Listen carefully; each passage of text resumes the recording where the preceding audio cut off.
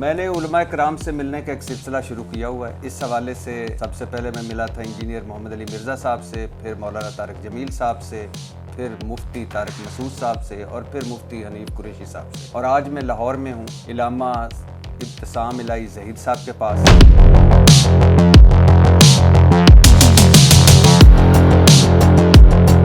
آپ کے نام کے ساتھ علامہ لگایا جاتا ہے. علامہ اس کو لگانا چاہیے یا شیخ الحدیث اس کو لگانا چاہیے یا پیر طریقت رہبر شریعت اس کو لگانا چاہیے جو ڈیزرو کر. آپ ڈیزرو کرتے ہیں علامہ.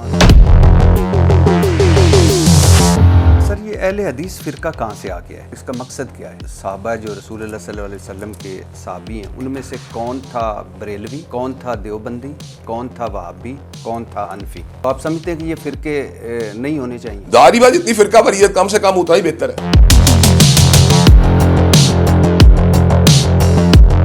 وہابی آپ کو کیوں کہا جاتا ہے؟ ہم ویسے اپنے آپ وہابی نہیں کہتے, پہلی بات تو یہ بتاؤں. لیکن ابھی آپ کو تنزن کہتے ہیں. تاثر ہے کہ پاکستان میں اہل حدیث فرقہ پراکسی ہے سعودی عرب کا, فرنٹ ڈیسک ہے سعودی عرب کا, اور مقصد اس کا ایک بڑا مقصد ہے شیعہ فرقے کا توڑ. آپ کے والد علامہ احسان الہی ظہیر کے سر کی قیمت امام خمینی صاحب $5 لاکھ لگاتے ہیں. دوسری طرف جب علامہ احسان الہی ظہیر صاحب قاتلانہ حملے میں شدید زخمی ہوتے ہیں تو خصوصی فلائٹ کے ذریعے انہیں سعودی عرب لے جایا جاتا ہے. وہاں سعودی حکومت مطلب شاہی علاج ان کا ہوتا ہے. تو اب ذرا ذہن میں رکھیے گا, اہل حدیث کا عالم ایران لگاتا ہے ہیڈ منی $5 لاکھ, اور سعودی عرب کے شاہوں سے مراسم ہے اور وہاں ان کا شاہی علاج ہوتا ہے. تو میں اس سے کیا سمجھوں؟ اچھا, آپ بیٹے ہیں علامہ احسان الہی ظہیر صاحب کے, آپ بتا سکتے ہیں کہ یہ ہیڈ منی کیوں رکھی گئی؟ آپ بتا سکتے ہیں کہ آپ کے والد کا قاتل کون تھا؟ والد صاحب نے کتاب لکھی بریلویت. احمد رضا بریلوی کا رنگ نہایت سیاہ تھا. ان کے مخالفین اکثر چہرے کی سیاہی کا تانا دیا کرتے تھے. ان کے خلاف ایک کتاب لکھی گئی ہے چپکی مٹی کالے چہرے والے کے منہ پر. احمد رضا بریلوی نحیف و نزار تھے, درد گردہ اور دوسری کمزور کر دینے والی بیماریوں میں مبتلا تھے, کمر کی درد کا شکار رہتے تھے. اس طرح سر درد اور بخار کی شکایت بھی عموماً رہتی تھی. ان کی دائیں آنکھ میں نقص تھا. کتاب بریلویت پہ ہے, انہوں نے پورے جہان کی تحقیق کی احمد رضا بریلوی پہ, اور وہ ساری باتیں لکھ دیں جو ان کی شخصیت کو ڈاؤن کرتی.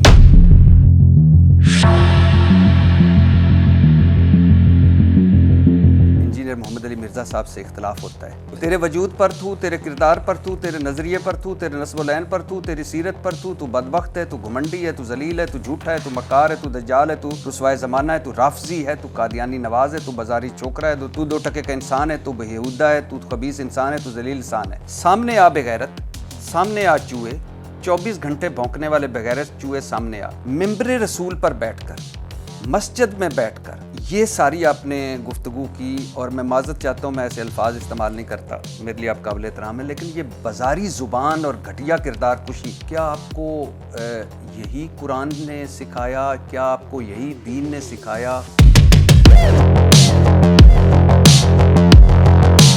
ہو سکتا ہے میں نے اس باتیں بھی زیادہ کی ہوں, آپ نے کچھ کم بتائی ہوں. اگر آپ قادیانیوں کے بارے میں یا مرزا جیلمی کے بارے میں کس طرح بات کرتے ہیں تو اس نے ایک ایسا رویہ اپنایا ہے. اگر میں حاکم ہوں تو میرا دین ہے کہ وہ ایک بلیسفیمی کا مرتکب ہے صحابہ کرام کے لیول کے اوپر, تو وہ تو اس کی چارج یہ ہے کہ اس کو ٹل ڈیتھ امپریزنمنٹ دینی چاہیے. تو میں نے تو اس کے بارے میں صرف الفاظ بولے کہ ذلیل آدمی ہے. کے معاملے میں انجینئر محمد علی مرزا اور ابتسام الہی ظہیر 95% متفق ہیں. اہل حدیث کا عقیدہ توحید ہے. 95% مجھے لگتا ہے کہ آپ دونوں متفق ہیں. ڈاکٹر ذاکر نائک نے کربلا مارکے کو پولیٹیکل جنگ کہا تھا, اقتدار کی جنگ کہا تھا, اور یزید کے نام کے ساتھ may Allah pleased with him. آپ کی بھی یہی رائے؟ میں اس رائے کے ساتھ ان سے اتفاق نہیں کرتا. کبھی ایک ٹیلی فون کیا کہ مناظرہ چھوڑ کے کہ یار آئے بیٹھے ہیں آپ, ہم ڈسکس کریں. تو جناب والا میرے پروگرام کا نام سن کے نہیں آئے گا اس پروگرام میں. آپ بٹھا دیں مجھے, میں آپ کے توسط سے آپ بٹھا دیں مجھے. آپ یہ کام کر سکتے ہیں کہ نہیں پہلے بتائیں, آپ کے تعلقات ہے نا جی, تو آپ کو چاہیے آپ بٹھائیں. آپ نواز شریف کے خلاف دھرنوں میں طاہر القادری نے آپ کو انوائٹ کیا, بالکل انوائٹ. کیوں نہیں گئے؟ اس لیے نہیں کیا کہ میں ان کے روڈ میپ سے کوئی اتنا کنوینس نہیں تھا ہوا. الیکشن بھی لڑتے ہیں آپ؟ جی جی. کتنی مرتبہ ہار چکے ہیں؟ میں اس وقت جو ہے باقاعدہ طور پہ 3 دفعہ الیکشن لڑ چکا ہوں. اور تینوں مرتبہ ہارے؟ ہاں. بنیادی طور پہ بات یہ کہ ہم پیسے ضائع نہیں کرتے الیکشن میں. آپ سمجھتے ہیں کہ شہباز شریف نے خرید کر آپ؟ ہاں تو خریدا ہوگا, اس میں کون سی ایسی بات ہے. 8 فروری 2024 کے الیکشن کو آپ کس طرح دیکھتے ہیں؟ کون جیتا تھا؟ کبھی ملے ہیں آپ زندگی میں عمران خان صاحب؟ ملا ہوں, کئی دفعہ ملا ہوں. ایز اے سیاست دان آپ سمجھتے تھے کہ عمران خان اس طرح جیل کاٹ لے گا؟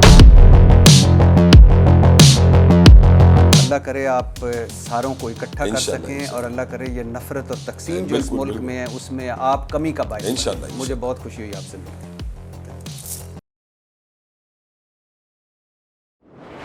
جی السلام علیکم ورحمۃ اللہ وبرکاتہ. میں نے علماء کرام سے ملنے کا ایک سلسلہ شروع کیا ہوا ہے. اس حوالے سے سب سے پہلے میں ملا تھا انجینئر محمد علی مرزا صاحب سے, پھر مولانا طارق جمیل صاحب سے, پھر مفتی طارق مسعود صاحب سے, اور پھر مفتی حنیف قریشی صاحب سے. اور آج میں لاہور میں ہوں, علامہ ابتسام الہی ظہیر صاحب کے پاس, لاہور میں ان کے گھر. اور آپ کو پتہ ہے کیوں مل رہا ہوں؟ اس لیے مل رہا ہوں کہ ہمارا دین سچا, ہمارا نبی آخری انسان تک کا نبی حضرت محمد مصطفیٰ صلی اللہ علیہ وسلم, ہمارا قرآن سچا, مطلب اللہ سچا, نبی سچا, قرآن سچا, مگر ہمارے اندر جھوٹ ہی جھوٹ. میں کیوں مل رہا ہوں؟ اس لیے مل رہا ہوں کہ ایک اللہ, ایک رسول, ایک قرآن, اور آگے فرقہ در فرقہ در فرقہ, تقسیم در تقسیم در تقسیم. میں کیوں مل رہا ہوں؟ کیونکہ ہمارے نبی رحمت اللہ عالمین, رحمت المسلمین نہیں, رحمت اللہ عالمین, جبکہ ہمارے ہاں نفرت اور تقسیم گلی گلی محلے محلے. میں کیوں مل رہا ہوں؟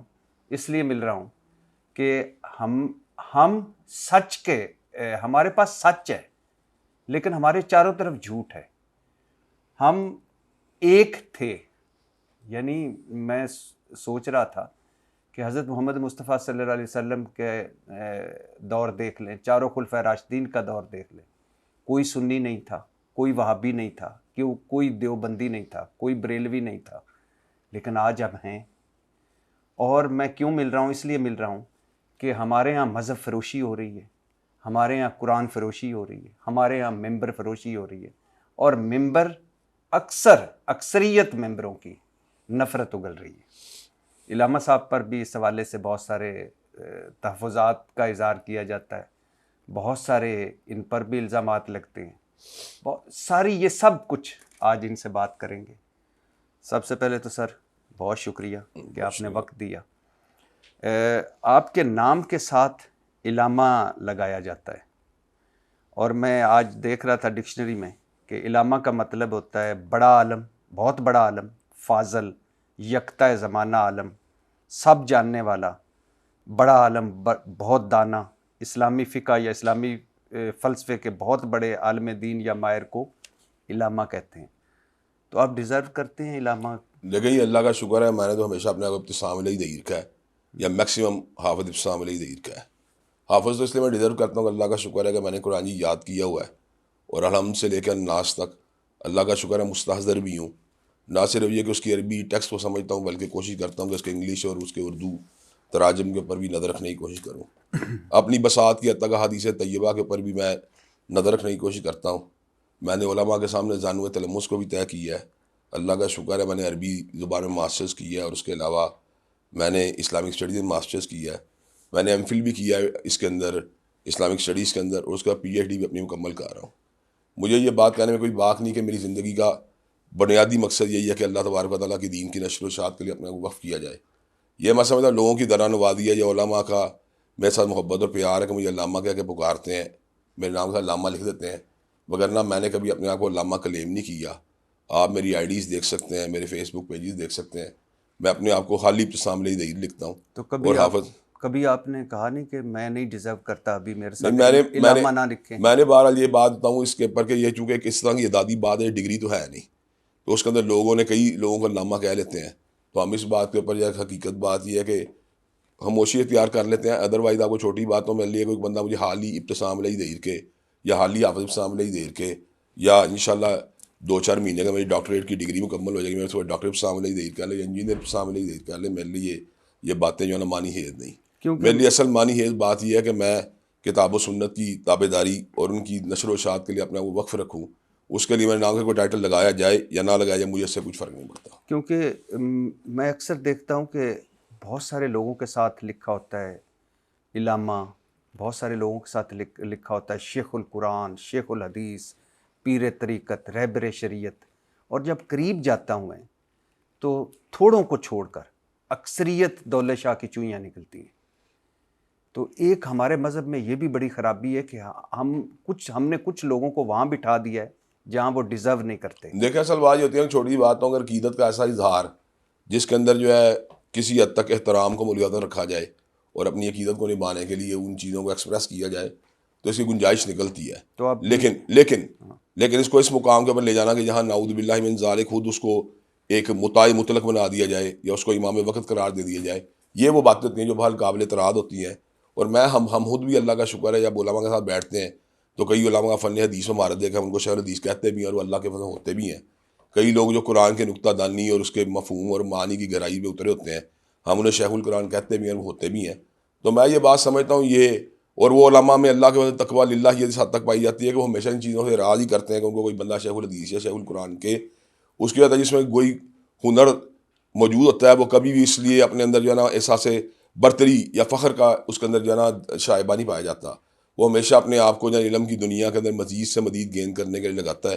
اس لیے کہ اللہ نے قرآن میں یہ بات کہی ہے نبی کریم صلی اللہ علیہ وسلم وحی کرتے ہوئے قل ربی زدنی علما، کہ آپ اللہ سے جو ہے نا دعا مانگیں اللہ میرے علم میں اضافہ فرما. جب نبی پاک حضرت محمد کریم صلی اللہ علیہ وسلم جو کہ دنیا کائنات سے بڑے عالم مخلوقات میں سے، اگر وہ ربی زدنی علما کی دعا مانگا کرتے تھے تو میں یہ بات سمجھتا ہوں ان کے بعد کسی بندے کے بارے میں یہ گمان کرنا کہ وہ بہت بڑا عالم ہے، یہ بات جو ہے نا اس بندہ ہم گمان کر سکتے ہیں لیکن اپنے بارے میں ہمیشہ یہی سوچنا چاہیے فوق کل ذی علم علیم، اللہ نے ہر عالم سے بڑا ایک عالم پیدا کیا ہے اور مجھے اس سلسلے کے اندر عاجزی انکساری کا راستہ اختیار کرنا. ہم جب چاروں خلفائے راشدین کو دیکھتے ہیں تو ان کے ساتھ تو یہ القاب نہیں لگتے جو آج ہمارے علماء اور ہمارے مولانا حضرات کے ساتھ لگتے ہیں. کیوں؟ اس کی وجہ بنیادی طور پہ یہ ہے کہ اللہ تعالیٰ کے فضل و کرم سے اللہ نے ان کو ایک ایسا خطاب دے دیا تھا جو بعد میں کسی کو بھی حاصل نہیں ہوا. رضی اللہ عنہم ورضوا عنہ، اللہ ان سے راضی تھا وہ اللہ سے راضی تھے.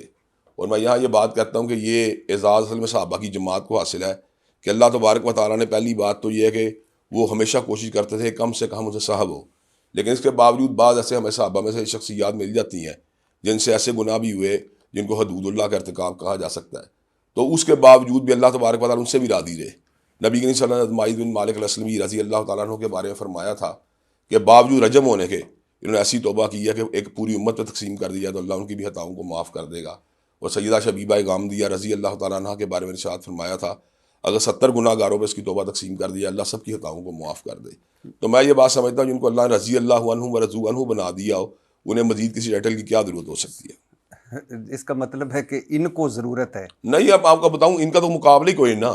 اگر آپ صحابہ کرام رضوان اللہ علیہ مجمعین کا کمپیریزن نہیں کرتا، میں کچھ اور بات کہہ رہا ہوں. ایک ڈگری علیہ السلام کی یا صلی اللہ علیہ وسلم کی جو انبیاء میں سے صرف رسول اللہ کو حاصل ہے صلی اللہ علیہ وسلم، ایک ڈگری علیہ السلام کی جو انبیاء علیہ السلام کا مقام اور منصب ہے، ایک ڈگری ہے یا ایک خطاب ہے یا ایک دعا ہے رضی اللہ عنہ ورضوا عنہ کا اعزاز ہے وہ صحابہ کرام کو حاصل ہے.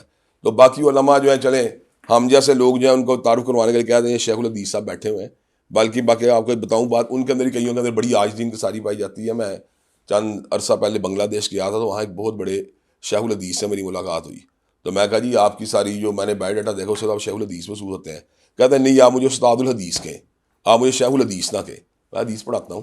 تو میں نے یہ بات دیکھی ہے جو بندہ سچی معنوں میں عالم دین ہوتا ہے لوگ اسے جو بھی کہتے رہتے ہیں وہ اپنی ذات میں ہمیشہ جو انکساری کا شکار ہے. سر آپ نے ڈاکٹری نہیں کی، MBBS نہیں کیا ہوا، جی جی، تو آپ کسی ہاسپٹل میں جا کے کہہ سکتے ہیں کہ ذرا مجھے دو میں آپریشن کروں اور میرے سے نام میں تو اللہ کا شکر ہے علوم اسلامیہ کے اندر ماسٹر سے اوپر کی ڈگری حاصل کی. میں ویسے کر MBBS کے ساتھ نہیں، ظاہری بات نہیں کہہ سکتے. جا کے کہہ سکتے ہیں کہ ذرا میرے نام کے ساتھ ڈاکٹر لگاؤ. نہیں بالکل نہیں کہنا چاہیے، تو یہاں لیکن علامہ ڈگری نہیں ہے. نہیں میں کہہ رہا ہوں یہاں بھی علامہ اس کو لگانا چاہیے یا شیخ الحدیث اس کو لگانا چاہیے یا پیر طریقت رہبر شریعت اس کو لگانا چاہیے جو ڈیزرو کرتا ہے. ظاہری بات ہے، یہ تو انڈرسٹوڈ بات ہے. ایک ایسی بات ہے یہ بندہ مثال دے رہا اپنے کو شیخ الحدیث نہیں کہتا، 50 سال سے بخاری شریف پڑھا رہا ہے تو ہم اسے کیا کہیں گے؟ ہم تو بات شیخ الحدیث ہی کہیں گے، چاہے جو ہر گلی محلے میں کہلوا رہے ہیں. نہیں، یہ تو آپ کو پتا ہے وہ جس حوالے سے ہماری گفتگو ہے، ہر گلی محلے میں تو وہ مرزا جیلمی صاحب کے بقول اتنے پاگل کتے نہیں ہیں جتنے پاکستان میں شیخ الحدیث ہیں. تو یہ تو جملہ یعنی کہ اس میں پھر دوسرا اینگل بھی آ جاتا ہے. لیکن باہر حقیقت حال یہی ہے کہ شیخ الحدیث ہوتے ہیں معاشرے میں، بلکہ ان سے بھی اوپر درجے کے لوگ ہوتے ہیں. ویسے تو اب میں حیران بھی ہوا کہ آپ نے 11 MA کیے ہوئے، میڈیا میں MPhil ہے، اسلامک اسٹڈیز میں PhD کر رہے ہیں، لیکن باقاعدہ مذہبی تعلیم حاصل نہیں کی آپ کی ہے. میں نے باقاعدہ مذہبی تعلیم حاصل، میں نے پہلی بات ہے حفظ کیا رسول المسجد سے، اور اس کے بعد جتنے علوم اسلامیہ سے متعلق علوم اور مختلف استادوں سے میں نے پڑھے ہیں. جو جیسے آپ علامہ احسان علی ظہیر صاحب نے، منشی فاضل، اور پھر وہ سارا جو وہ آپ نے طے کیے ہیں. میں نے مختلف علوم و فنون کے اندر باقاعدہ تعلیم حاصل کی ہے، اور اس کے بعد ڈگریز بھی حاصل کی ہیں. اچھا، آپ نہیں سمجھتے کہ اتنے MA کرنے کی بجائے، ویسے اتنے MA کرنے کی خیال کیسے آیا؟ خیال اس لیے آیا کہ میں جب FSC کر رہا تھا تو اس وقت میرا ایم تو جو تھا انجینئرنگ یونیورسٹی میں جانے کا تھا، لیکن میں دیال سنگھ کالج کی لائبریری میں یا پنجاب پبلک لائبریری میں جب جاتا تھا تو مجھے کچھ دیگر مضامین کی بھی کتابیں اٹریکٹ کیا کرتی تھیں. تو جب ان مضامین کتابیں میں پڑھتا تھا تو میرے میں مزید ایک جو تھا وہ تجسس پیدا ہوتا تھا. اس تجسس سے مجھے اس اسٹیج کے اوپر پہنچایا کہ میں نے یہ فیصلہ کیا کہ صرف ایک عمومی ٹچ کر کے چیزوں کو جو ہے نا جذب کرنے کی ضرورت نہیں، بلکہ گہرائی میں جا کے ان چیزوں کو سمجھنا چاہیے. تو اس کے لیے کم از کم ماسٹرز لیول کا سلیبس جو ہے نا اسے مجھے کور کرنے کی کوشش کرنی چاہیے. تو جو سبجیکٹ سے مجھے دلچسپی تھی میں نے ان کے بارے میں کام کیا. لیکن آپ نہیں سمجھتے کہ اتنے MA کرنے کی بجائے اگر صرف فوکس مذہب پر ہوتا، مذہبی تعلیم پر ہوتا تو آج آپ کے لیے زیادہ بہتر؟ میں آپ کو چھوٹی بات بتاؤں، میں نے اللہ کا شکر ہے کہ اپنا فوکس گزشتہ تقریباً یوں سمجھے 20 سالوں سے مذہبی تعلیم کے اوپر رکھا ہوا ہے. اور آپ کو یہ بھی عرض کرنا چاہتا ہوں کہ اسلام جو ہے نا اس کا ریلیشن ہے پولیٹکس کے ساتھ، اسلام کا ریلیشن ہے ہسٹری کے ساتھ، اسلام کا ریلیشن ہے سائیکالوجی کے ساتھ، اسلام کا ریلیشن ہے آپ کے علاج معالجے کے ساتھ. تو وہ سبجیکٹس اکنامکس کے ساتھ اسلام کا تعلق ہے، بزنس ایڈمنسٹریشن کے ساتھ اسلام کا تعلق ہے. وہ جملہ علوم جن کا آپ کا اسلامی سے جو سائنسز ہیں وہ اپلائی ہوتی ہیں، اگر آپ ان کا بھی علم حاصل کرتے ہیں تو آپ کے انٹیگریشن میں آسانی پیدا ہوتی ہے. اچھا سر، یہ اہل حدیث فرقہ کہاں سے آ گیا ہے، کیوں، اور اس کا مقصد کیا ہے؟ بنیادی طور کے اوپر اہل حدیث جو فرقہ ہے یا مکتب فکر کہہ لیں، اس کی بنیاد یہ ہے کہ ہم یہ بات سمجھتے ہیں کہ قرآن مجید اور صحیح احادیث جو ہے نا وہ دو سرچشمے ہیں ہدایت کے ہمارے لیے، اور انہی سے ہمیں جو ہے نا ہدایت مکمل طور پہ حاصل کرنی چاہیے. یہ اہل حدیث کا لفظ امتیازی حیثیت اس وقت اختیار کر گیا جب ائمہ دین کی تقلید کے اسکول آف تھاٹس نے جو ہے نا قوت پکڑی. تو ان کے خلاف یوں سمجھے ایک ریزسٹنس تھی اہل حدیث اسکول آف تھاٹ کی کہ ہمیں تقلید کی بجائے جو ہے نا کتاب و سنت کے ساتھ تمسک کا راستہ جو ہے نا اختیار کرنا چاہیے. تو یہ دوسرے فرقے نہیں کر رہے تھے؟ وہ دوسرے فرقوں کے اندر کنڈیشنز ہیں. مثال دے رہا ہوں، علماء حنابلہ یا علماء حناف یا علماء شوافع یا علماء مالکیہ جو ہیں، ان کے نزدیک جو ان کے اپنے سیٹ پیٹرنز ہوتے ہیں یا اصول و ضوابط ہوتے ہیں، ان کی روشنی کے ان چیزوں کو دیکھتے ہیں. جبکہ اہل حدیثوں کے یہاں پر انکنڈیشنل جو ہے نا ان چیزوں کو فالو کرنا اور انہی سے مسائل کا حل کرنے کا اصول موجود. میں سمجھ نہیں پایا، ہمارا سیٹ پیٹرن ہے اللہ، رسول، قرآن. یہ بالکل. تو یہ پھر باقی سیٹ پیٹرن کہاں سے؟ میں آپ کو بتاتا ہوں. بنیادی طور کے اوپر مثال دے رہا ہوں، ایک حنفی مکتب فکر ہے، مثال دے رہا ہوں. اس کے جورسٹ ہیں، اس کے علماء ہیں، اس کے فقہا ہیں. انہیں کچھ چیزیں جب اخذ کی ہیں تو لیٹر آن جو ہے وہ ان کو پھر فالو بھی کرتے ہیں. کئی لوگ جو ہوتے ہیں ان کے اندر جو زیادہ پڑھ لکھ جاتے ہیں وہ ان کے اندر سے ان سے کئی جو ہے اختلاف بھی کرتے ہیں. لیکن کئی لوگ کہتے ہیں یار ہمارے لیے بات ضروری ہے کہ ہمارے علماء نے جو اجتہادات کی ہیں یا ہمارے علماء نے چیزوں کنکلوڈ کیا ہے وہی ہمارے لیے حرف آہر ہے. جبکہ اہل حدیثوں کے یہاں پر اس میں کوئی کنڈیشن نہیں. اہل حدیث یہ بات کہتے ہیں کہ کتاب و سنت سے جو بھی آپ کو براہ راست رہنمائی حاصل ہوتی ہے، جب آپ چیزوں کو کنکلوڈ کرتے ہیں آپ کو کنکلوڈ کرنا چاہیے، اور اس چیز کے اوپر وہ اسٹریس کرتے ہیں. اور آپ کو ایسے یہ بتاؤں کہ بہت سے ایسے فقہی مکاتب فکر کے ایسے جید علماء موجود ہیں جو اس مسئلے کے اہل حدیث کے بارے میں نرم گوشہ بھی رکھتے ہیں، اور یہ بات کہتے ہیں کہ جس طرح ہم اپنے علماء کی آراء یا ان کی فقہی جو انہوں نے کنکلوڈ چیزیں کی ہیں ان کے مد مقابلے کوئی بندہ براہ راست کتاب و سنت سے استفادہ کرتا ہے تو اس میں کوئی حرج والی بات نہیں ہے. ایک بہت بڑے حنفی عالم ہے، وہاں سعودی عرب میں 10 بھی دیتے رہے ہیں، تو ان کی بھی گفتگو میں سن رہا ہوں. یہ کہہ رہے تھے کہ جس طرح ہم فقہی علماء سے ان کی آراء کی روشن مسائل کو حل کرتے ہیں، بعض علماء ایسے ہوتے ہیں جو براہ راست کتاب و سنت سے مسائل کو حل کرتے ہیں، تو اس کے اندر بھی کوئی حرج والی بات نہیں ہے. آپ ماشاءاللہ بہت پڑھے لکھے آدمی ہیں. مجھے ذرا بتائیے گا کہ صحابہ جو رسول اللہ صلی اللہ علیہ وسلم کے صحابی ہیں ان میں سے کون تھا بریلوی، کون تھا دیوبندی، کون تھا وہابی، اور کون تھا حنفی؟ ہم تو صرف یہ جانتے ہیں کہ صحابہ کرام رضوان اللہ علیہ مجمعین کے نزدیک کتاب اللہ اور سنت رسول اللہ صلی اللہ علیہ وسلم حجت تھی، اور اسی کے ذریعے معاملات کو کنکلوڈ کیا کرتے تھے. انہیں اپنے لیے ایسی صفات استعمال کرنا. سر یہ میں بھی جانتا ہوں. میں آپ کو یہ آپ کے عرض کر لگا، انہوں نے اپنے لیے ایسے نام استعمال نہیں کیے اور کیسے کر سکتے تھے؟ یہ تو وہی بات ہے کہ بندہ اپنے پیچھے آنے والی چیزوں کا پیروکار تو نہیں ہو سکتا. یہ تو آج تک ابھی حنفیوں نے بھی کلیم نہیں کیا کہ صحابہ کرام حنفی تھے. یہ تو آج تک ابھی شافیوں نے بھی کلیم نہیں کیا کہ وہ صحابہ کرام شافی تھے. یہ کسی نے آج تک کلیم نہیں کیا. صحابہ کرام یہ نہیں تھے تو ہم یہ کیوں ہیں؟ ہم یہ میں نے پہلے عرض آپ کے سامنے رکھی ہے بات کی کہ صحابہ کرام کا جو دین سمجھنے کا طریقہ تھا وہی طریقہ ہمارا ہونا چاہیے. تو ہاں وہی ہونا چاہیے ہمارا. تو آپ سمجھتے ہیں کہ یہ فرقے نہیں ہونے چاہیے؟ ظاہری بات جتنی فرقہ واریت کم سے کم اتنا ہی بہتر ہے. یہ تو انڈرسٹوڈ بات ہے. اچھا سر، ایک تاثر ہے کہ جو ویسے آپ کو میں اس سے پہلے کہ وہابی آپ کو کیوں کہا جاتا ہے؟ ہاں ہمیں وہابیوں کہا جاتا ہے. ہم ویسے اپنے آپ وہابی نہیں کہتے. پہلی بات تو یہ بتاؤں, ہمارے مخالفین ہمیں اس لیے وہابی کہتے ہیں کہ مکتب اہل حدیث میں سے ایک جید عالم دین یا سلفی مکتب فکر میں سے ایک جید عالم دین گزرے ہیں امام محمد بن عبد الوہاب, جنہوں نے سعودی عرب کے اندر ایک تجدیدی تحریک چلائی تھی اصلاح کی بھی, اور لوگوں کے قائد کے حوالے سے انہیں کمزوریاں نظر آتی تھیں ان کے ریفرمیشن کے لیے وہ کوشاں رہے. لیکن بنیادی طور کے اوپر کیا ان کی تعلیمات ہیں جن کو لے کے ہم چلتے ہیں تو یہ بات درست نہیں ہے. لیکن یہ ان کی تعلیمات لے کے چلتے ہیں یہ بات درست نہیں ہے. وہ اسی طرح کے ہمارے وقت میں علماء شامل جس طرح ہمارے وقت میں دیگر کئی بڑے امام پیدا ہوئے ہیں. لیکن ابھی آپ کو تنزن کہتے ہیں. ہاں میں سمجھتا ہوں, وہ سمجھتا ہے کہ یہ ان کے اوپر ہم ایک ٹیگ کر دیا جائے, ان کو بھی ایک امام کا فالوور قرار دے دیا جائے, جبکہ ہمارے یہاں پہ ہم کسی پرٹیکولر امام کے فالوور ہے ہی نہیں. اچھا سر، ایک تاثر ہے کہ پاکستان میں اہل حدیث فرقہ پراکسی ہے سعودی عرب کا, فرنٹ ڈیسک ہے سعودی عرب کا, اور مقصد اس کا ایک بڑا مقصد ہے شیعہ فرقے کا توڑ. دیکھیں میں یہ بات سمجھتا ہوں کہ یہ کئی لوگوں کا ایک تاثر ہو سکتا ہے, لیکن آپ کو سچی بات بتاؤں کہ میں اپنی پوری زندگی کے اندر مجھے کم از کم ذاتی 15 سال کی عمر سے میدان خطابت کے اندر خود موجود ہوں. 35 سال کے اندر میں نے نہیں کوئی ایک ایسی تقریر کی جس میں کوئی سعودی عرب کی تائید موجود ہو, یا میں نے کہا کہ سعودی عرب سے کوئی ہمیں وہ کرنا چاہیے, وہاں سے کوئی تعلیمات جو آ رہی ہیں. سعودی عرب پر تنقید بھی کی ہے کبھی؟ سعودی عرب کا کوئی تنقید کی ہے, بالکل کی ہے. کس معاملے؟ میں یہ بات سمجھتا ہوں کہ جب ماضی کے اندر کبھی ایسے معاملات آئے ہیں جب ہم نے دیکھا کہ انہیں بین الاقوامی ایشوز کے اوپر مسلمانوں کی جگہ حمایت کرنی چاہیے, اگر پرٹیکولر نہیں کی, ہم نے کہا کرنی چاہیے انہیں ہر صورت. آپ یہاں تو کہتے ہیں کہ عورت جو ہے وہ مختصر کپڑے پہنے یا حجاب نہ کرے تو فحاشی پھیلتی ہے. یہاں آپ سینما کے, یہاں آپ انٹرٹینمنٹ کے بہت زیادہ حامی نہیں ہیں. انٹرٹینمنٹ کی حامی تو ہم پہلے کہتے ہیں, ہم تو کسی بھی ایسی انٹرٹینمنٹ حامی نہیں جو پبلکلی ہو رہی ہو. تو پبلکلی ہو رہی یہ تو اب سعودی عرب میں ہو رہی ہے, تو غلط ہو رہا ہے سعودی عرب میں یہ کام. اچھا, یعنی آپ نہیں سمجھتے کہ آپ فرنٹ ڈیسک ہیں ہی نہیں. جب ایک چیز ہے ہی نہیں میرے اندر, مجھے چیز ہے وابستگی نہیں. میں کتاب و سنت کا ترجمہ, میں آپ کی بات, میں مسلک اہل حدیث مسلک کی مسلک کی بات ہی کر رہا ہوں. میں حدیث مسلک کے نمائندگان میں سے, چھوٹے نمائندگان میں کہہ لیں یا کوئی درمیانے نمائندگان میں بھی شامل ہوں. تو میں یہ بات سمجھتا ہوں کہ ہمارے ملک کے اندر ہم نے آج تک کسی بندے کے منہ سے یہ بات نہیں سنی کہ سعودی عرب سے یہ بات آئی ہے تو اس کو آگے پروموٹ کر دیا جائے, یا سعودی عرب یہ کہہ رہا تو یہ کام کر دیا. میں نے نہیں سنی. سر اس تاثر کو تقویت تب ملتی ہے جب آپ کے والد علامہ احسان الہی ظہیر کے سر کی قیمت امام خمینی صاحب $5 لاکھ لگاتے ہیں. دوسری طرف جب علامہ احسان الہی ظہیر صاحب قاتلانہ حملے میں شدید زخمی ہوتے ہیں تو خصوصی فلائٹ کے ذریعے انہیں سعودی عرب لے جایا جاتا ہے. وہاں سعودی حکومت مطلب بادشاہ صاحب شاہی علاج ان کا ہوتا ہے.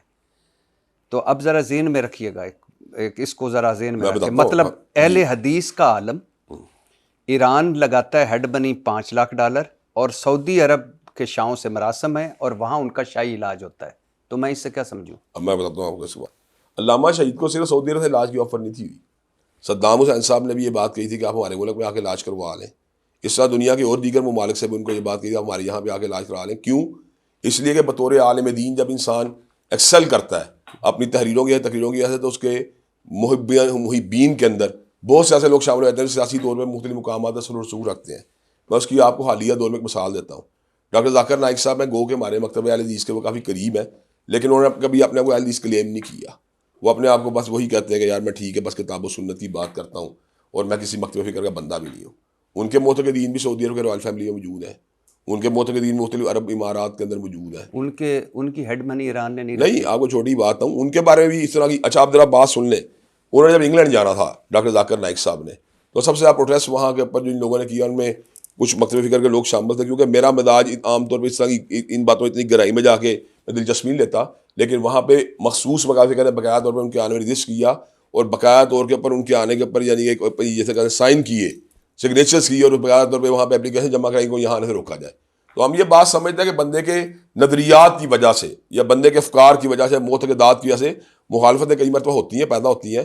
مثال دے رہا ہوں، ان سے جو چونکہ مسیحیت کے بارے میں گفتگو کرتے ہیں تو ان سے مسیحی لوگ جو ہیں وہ زیادہ وہ رکھتے ہیں ریزنٹمنٹ. میں پھر کہہ رہا ہوں ڈاکٹر ذاکر نائک صاحب کے سر پر کسی ملک نے بھی ابھی تک $5 لاکھ ہیڈ منی نہیں رکھی.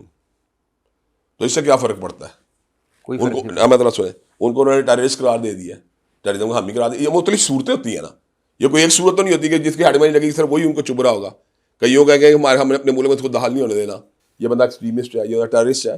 مختلف طرح کے ایلیگیشن ہوتے ہیں، مختلف طرح کی اسٹریٹجیز ہوتی ہیں. کئیوں کو لوگ جیلوں میں پھینک دیتے ہیں. ہماری پوری تاریخ ہے ائمہ دین کی جنہیں جیلوں سے گزرنا پڑا ہے. اس کا مطلب یہ دیکھیں، ایک نہیں طریقہ ہوتا کسی کو ٹارگٹ کرنے کا. اس کے اندر کئی مرتبہ آپ کسی کو قتل کا فتویٰ دیتے ہیں، مثال دے رہا ہوں.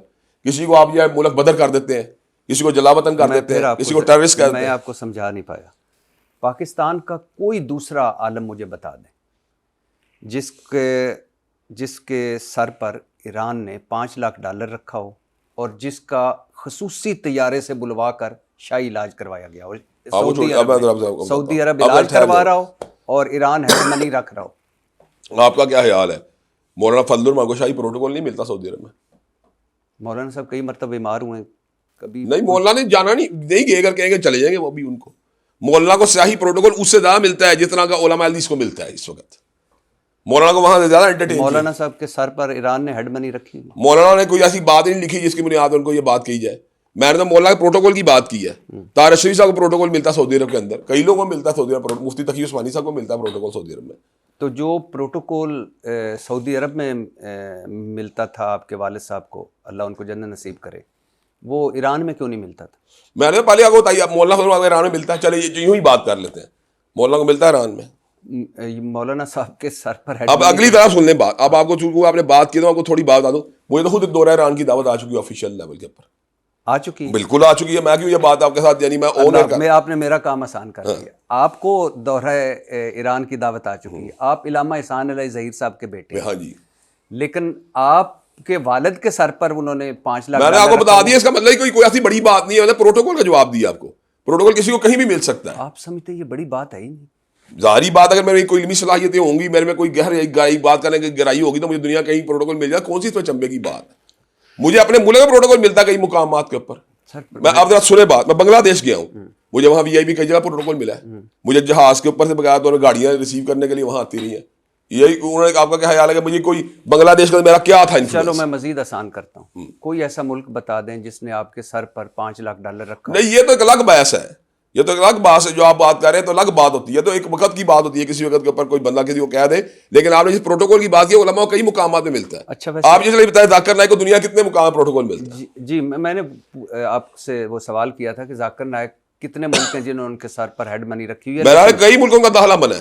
نہیں، داخلہ منع ہے. اس کا مطلب یہ دیکھو فرق ہے نا کفیت. آپ کا مطلب صرف ہیڈ منی کافی ہوتی ہے، مقدمات ہوتے ہیں، جیلیں ہوتی ہیں، ہیڈ منی ہوتی ہے، اس کے بعد ایکسپیل کرنے کا طریقہ کار ہوتا ہے.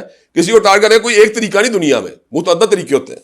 اچھا، آپ بیٹے ہیں علامہ احسان علیہ ظہیر صاحب کے، آپ بتا سکتے ہیں کہ یہ ہیڈ منی کیوں رکھی گئی تھی؟ میں نے تو پہلے آپ کو بتایا بات ہے، تو وہ جانتے ہیں اس بات میں کہ وہ انہوں نے کیوں رکھی. مجھے اس بارے میں اس بات علم نہیں ہے.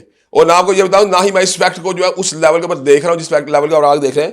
یہ میری ایک بات سنی سنائی ہے کہ ڈاکومنٹڈ بات نہیں ہے. ہم نے بھی سنی ہے یہ بات، لیکن ہمارے کوئی ڈاکومنٹری پروف نہیں اس بات کا کہ ان کی فلاں اتنی منی لگائی گئی تھی. مجھے لگتا ہے اچھا ایک نہیں، میں تو وہ بات کر جو سچائی ہے. شیعہ فرقے کے حوالے سے علامہ احسان علیہ ظہیر صاحب نے ایک کتاب لکھی ہے، شیعہ والقرآن. 1700 احادیث انہوں نے ثابت کی شیعہ کے مذہب سے تحریف قرآن کے بارے میں.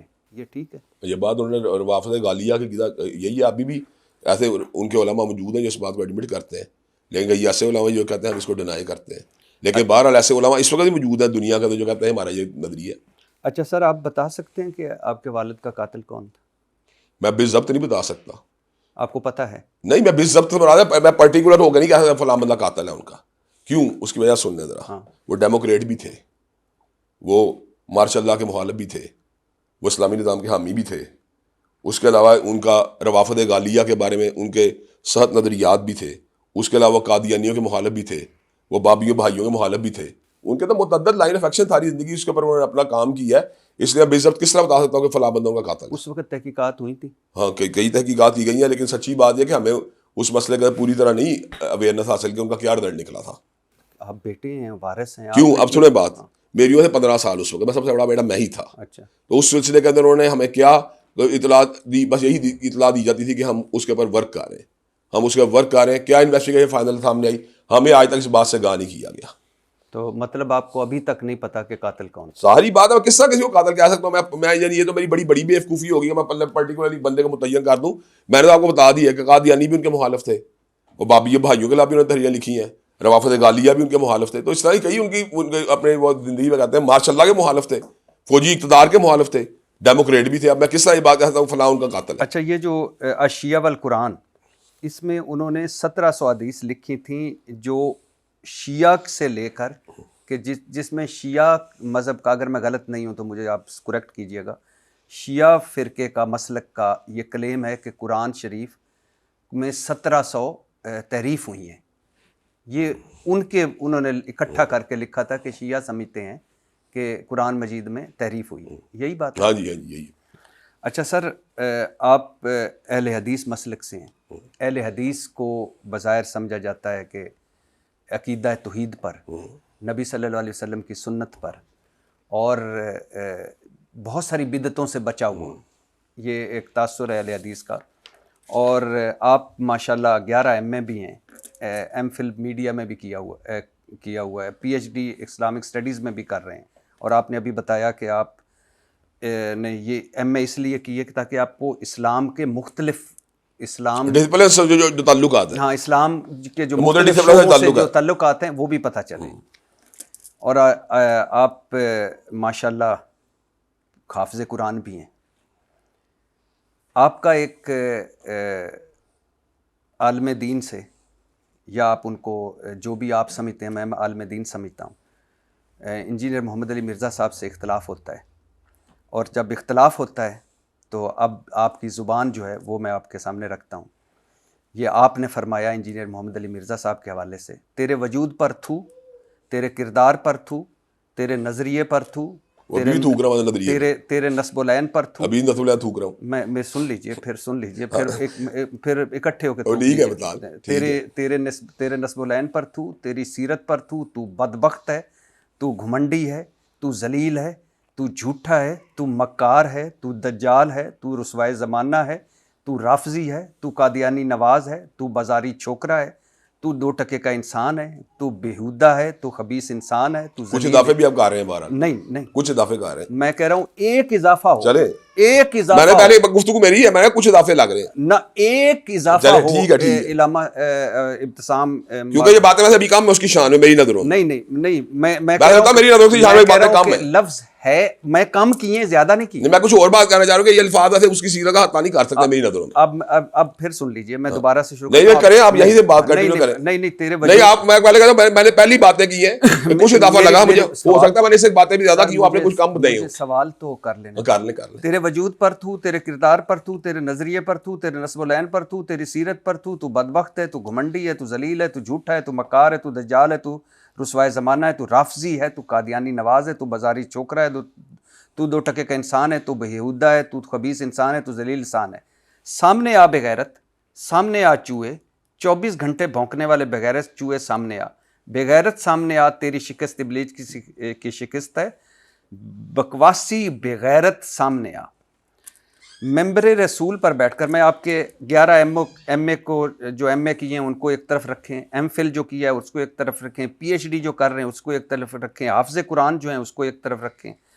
ممبر رسول پر بیٹھ کر, مسجد میں بیٹھ کر یہ ساری آپ نے گفتگو کی, اور میں معذرت چاہتا ہوں میں ایسے الفاظ استعمال نہیں کرتا, میرے لیے آپ قابل احترام ہے, لیکن یہ بازاری زبان اور گھٹیا کردار کشی, کیا آپ کو یہی قرآن نے سکھایا؟ کیا آپ کو یہی دین نے سکھایا؟ اور کیا یہی رسول اللہ صلی اللہ علیہ وسلم کا اسوہ حسنہ ہے؟ رسول اللہ کا اسوہ حسنہ یہ تھا کہ جو بندہ اخلاق کے دائرے میں, جو بندہ تہذیب کے دائرے میں, جو بندہ تعلیم کے دائرے میں, دلیل کے دائرے میں رہ کے بات کرے, مجھے بھی اس سے وہی سلوک کرنا چاہیے. اور دوسری مجھے یہ بات حاصل ہوئی کہ جو بندہ تجاوز کرتے کرتے کتاب اللہ کو نہ چھوڑے اور بغیر ترجمے کے پڑھنے کے اس کو فرینچ زبان میں گالیوں سے تعبیر کرے, اور جو بندہ نبی کریم صلی اللہ علیہ وسلم کے بارے میں بات کرے کہ ان کے بارے میں علماء یہود یہ بات ہے بلا دلیل کہ وہ کہتے تھے، اور صرف اپنی ضد اور انات کے اندر یہاں تک پہنچ جائے کہ وہ کہ حضرت ابراہیم علیہ السلام کے اللہ نے قرآن میں استعمال کیا ہے، اور فتن کا ترجمہ لڑکے کی بجائے چھوکرا کرے صرف اپنی انانیت کو تسکین پہنچانے کے لیے.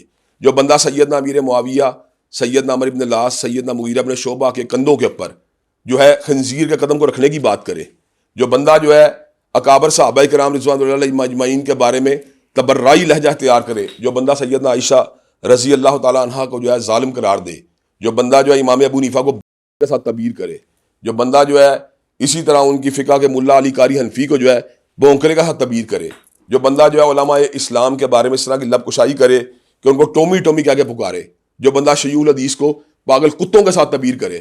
تو اگر میں نے اس کے بارے میں اس طرح کی بات کر دی تو میرا نہیں خیال کہ میرا ایک لفظ بھی اس کے لفظ کا مقابلہ کر سکتا ہے.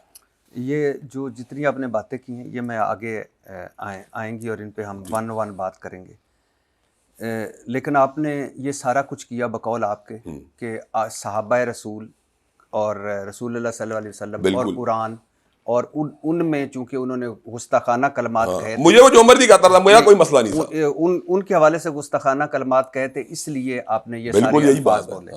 اچھا، اب جن کے لیے آپ نے بولے ذرا ان کا بھی اسوہ حسنہ دیکھ لیجئے.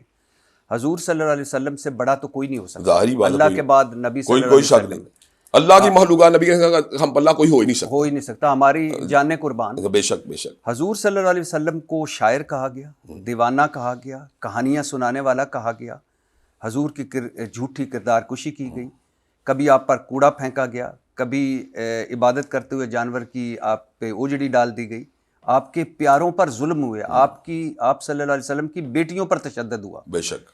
کبھی آپ کے منہ سے، اب اپنے سارے الفاظ اپنے ذہن میں رکھیے. بالکل رکھے، میں کروں گا بات. میں نے پہلی بات تو آپ کو واضح کر دی، میرا کوئی لفظ مرزا جیلمی کے لیول کا نہیں، یہ میں نے بتا دیا آپ کو. کبھی آپ کے یعنی آپ صلی اللہ علیہ وسلم کے منہ سے کوئی ایک لفظ بھی وہ نکلا اس طرح کا جو آپ نے انجینئر محمد اب میری بات سن لیں. قرآن مجید کی وہ آیات بینات جن کا اللہ تبارک و تعالیٰ نبی کریم صلی اللہ علیہ وسلم کے دشمنوں کو ایڈریس کیا، اتلم بعد ذالک کا زنیم کا الفاظ استعمال کیے. یعنی ترجمہ کیا؟ اس کا ترجمہ یہ ہے کہ وہ یعنی بد اصل ہے، یعنی ولد الحرام ہے، ان لوگوں کے بارے میں جو نبی کے مخالفین ہیں. جب اللہ نے الفاظ استعمال کیا تبت یدا ابی لہب و تب کی پوری صورت لہب کو نازل کیا. جب اللہ تبارک و تعالیٰ نے مشرکین اور معاندین کے بارے میں سخت رویہ ناب کیا تو مجھے بتایا جب امام کھڑا ہوتا تھا نماز کی حالت میں، جب ان آیات بینات کی تلاوت کیا کرتا تھا تو کیا اس سے ہلاک کی جو کوئی دجیاں اڑی ہوتی تھیں؟ کیا اس سے ہلاک پامال ہو رہا تھا؟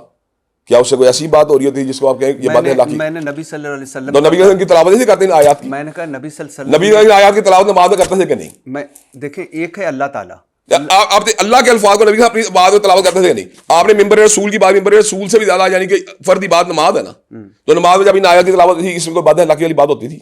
نبی اسوے کی بات ہو رہی ہے نا، اسوے نماز پڑھنا کس کا اسوہ ہے بتائیں؟